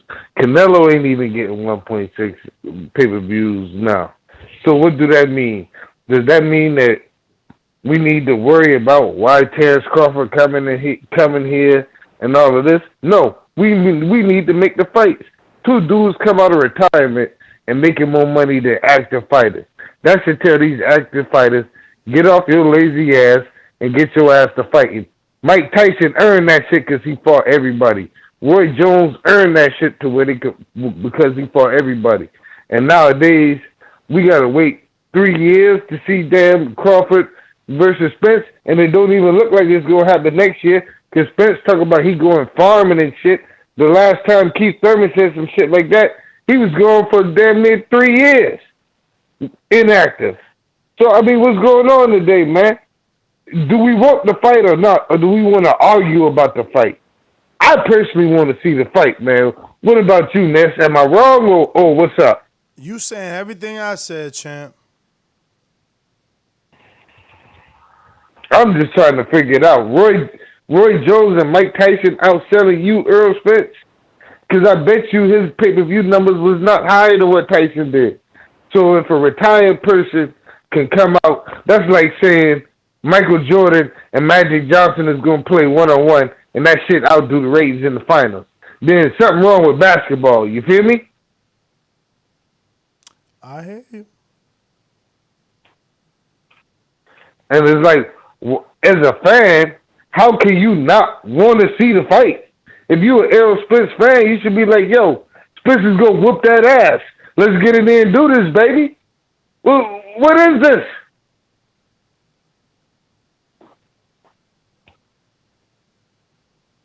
I don't know, man. I don't know. What is this? That's pretty crazy. Man, I'm just trying to be real, man. I just want to see the fights. Yeah, I mean, hey, I agree with you, Ness, man. Like, how can you possibly be like, well, he came to, like, the man came. First of all, they said he needed to get a belt. He went and got a belt. After he got a belt, he saw Spence at the fight and was like, what's up? I want to fight you. Oh, well, you know, what he say? Well, I'm going to take the easy route. And why not take the easy route and fight Sean Porter? Well, you done already went the easy route and fought Sean Porter. He said right there, Bob Arum. He said, well, you know, we on different side of the street. Terrence Crawford looked at Bob Arum. Dub man, thanks for calling in, champ. Boomerang, Mr. PBC.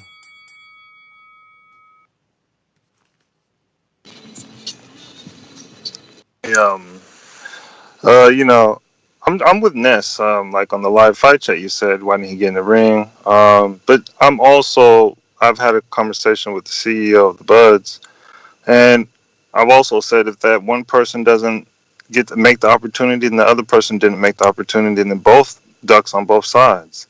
I feel like they're both eyeing Manny Pacquiao. It just seems like that. It's true. I mean, bigger money. Ace side approach. I think there's both, bad energy on both sides.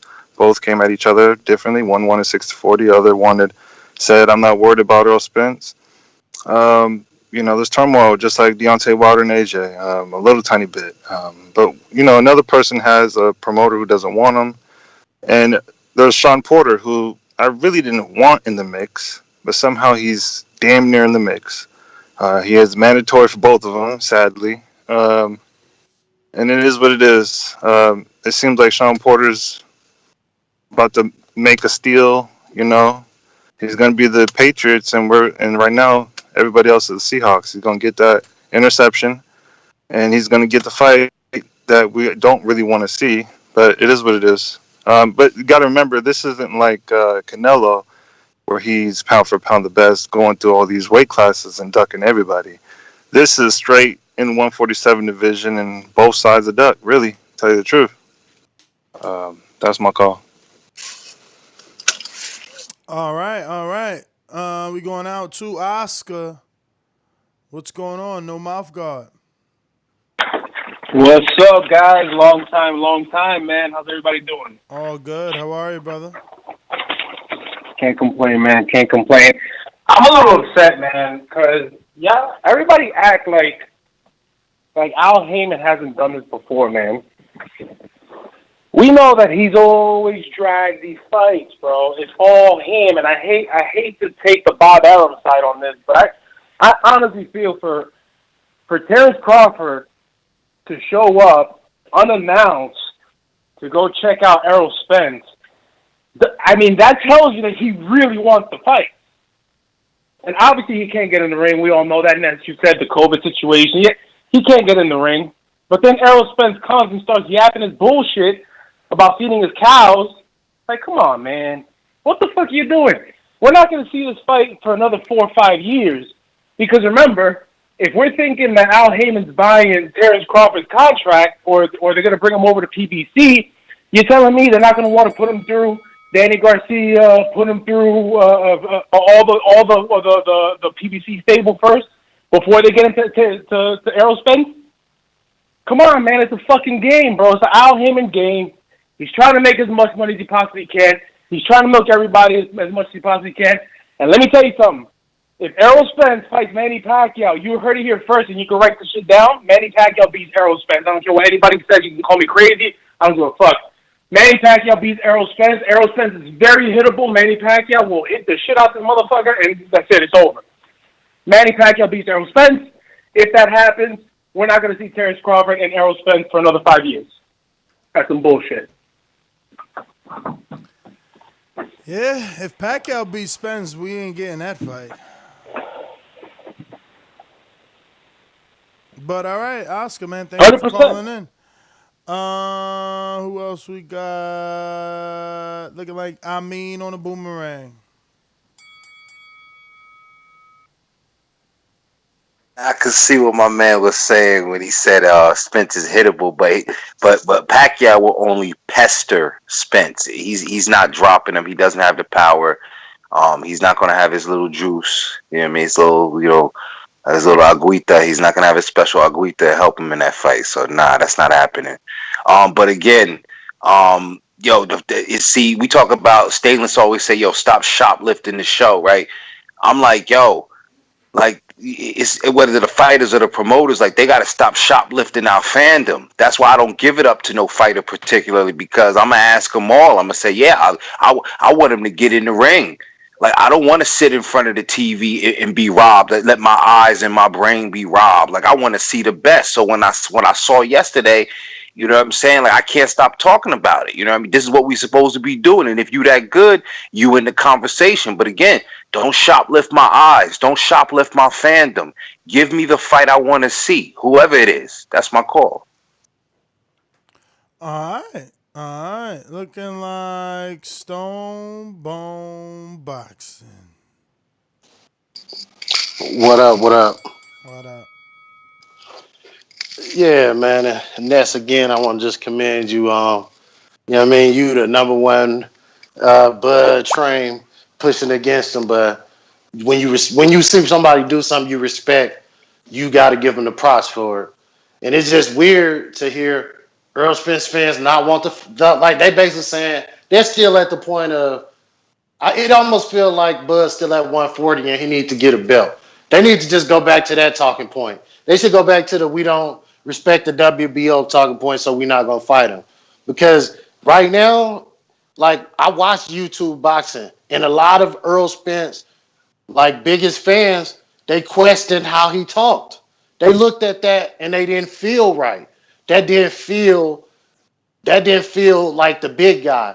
It's like, Ness, I want to fight you in Border Wars, and then you get to talk about, yeah, my son got a basketball game tomorrow. Like, what do your son basketball game got to do with us fighting? Listen, and listen, and all of the guys who hate Bud, they always say, oh, he just want to have his farm and fish. So now your champion want to have a ranch and ride horses. So the difference is he came to the fight. I don't care what he supposedly didn't say or did say. I just watched the interview. He said, I want Manny Pacquiao and Errol Spence. And then the reporter said it back. Well, you want the two names you said you want is Errol Spence and Manny Pacquiao. So how do we make that happen, Bob? So we keep acting like he was there. He was there in the building. One guy getting paid $1 million because he want his promoter to make that fight. and we just keep making these excuses, man. It's getting old, bro. Like you can't just sit here with a straight face and say, these young guys are crazy. He should have jumped in the ring in the middle of a global pandemic. He should have just ran out and jumped in the ring when you see how they had it set up. The people wearing face shields to even be there. It's a semi bubble to be that close to the ring. But we acting like Bud can just walk up and just jump in the ring. Hey, I want to fight you, Earl. He's there. They showing his face on camera. We got guys saying maybe he didn't know he was in the bill. Really? So they showing this guy face on the screen in your hometown. This just wasn't no Las Vegas fight. This is Earl hometown. It was news. It was people in Dallas taking pictures with with Bud in the airport. So if your fans know he there and taking pictures with him in the airport, you knew he was there before your fight. So let's get it together, man. You look great. Let's get yourself together and let's get this Bud Crawford fight. And you fans need to y'all should be ashamed of yourself. You should be ashamed of yourself. Your champion should speak like a champion. It should be strap season. We shouldn't be talking about horses and farms. And I wouldn't even go to his fight. Will y'all even challenge him for that? But no, They not. we the delusional ones. Nah. You ain't delusional. Not today. Not today. Not today. It's Francis that's on that juice train, man. He's I don't know. Yeah, Jordan tripping, Carter man. with the first one. Yeah, go ahead. He says, I think you got it. Go ahead. I think they both should wait for Manny. No, they both should wait for the Manny fight since everybody wants Spence Crawford. Let's do that one and save Manny for last. Hell yeah, because if we get a loss, if Pacquiao beats somebody, it's pretty much over, right? And Christoph comes and says emotional, talking about you, Stoneball. And then Louisville Slugger says Earl goes 12 with Pacquiao, Bud retires Pacquiao. Yeah, I mean, listen, I was going to say that because a lot of y'all seem to not like that he's outboxing dudes. And I get it because, Crawford's on the other side of the street knocking dudes out, but Earl is outboxing top-tier opponents. You got to always remember that. And when you start not to like it, remember, but that's all Floyd did. Floyd didn't knock out the welterweights of his career.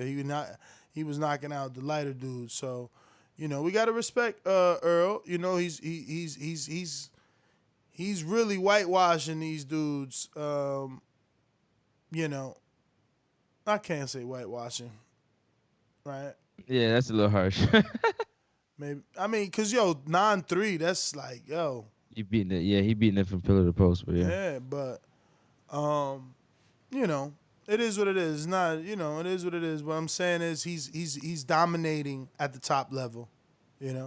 Whether you don't believe that's the top level or not, it is, and it will be when the history books are closed and reopened. But that's everybody, man. So let me go on through here, double checking everything. Yeah, that's everybody. Double check. That's everybody. Nest GTO, Instagram and Twitter catches us 9 a.m. in the morning. We back. Peace. Yo, you know what it is. Next up, Sports Talk. NEXUP Sports Talk. Thank you to the man upstairs for another one. Smash that subscribe button and like button on the way out. Peace. Join the memberships, Patreon. Peace. Yeah.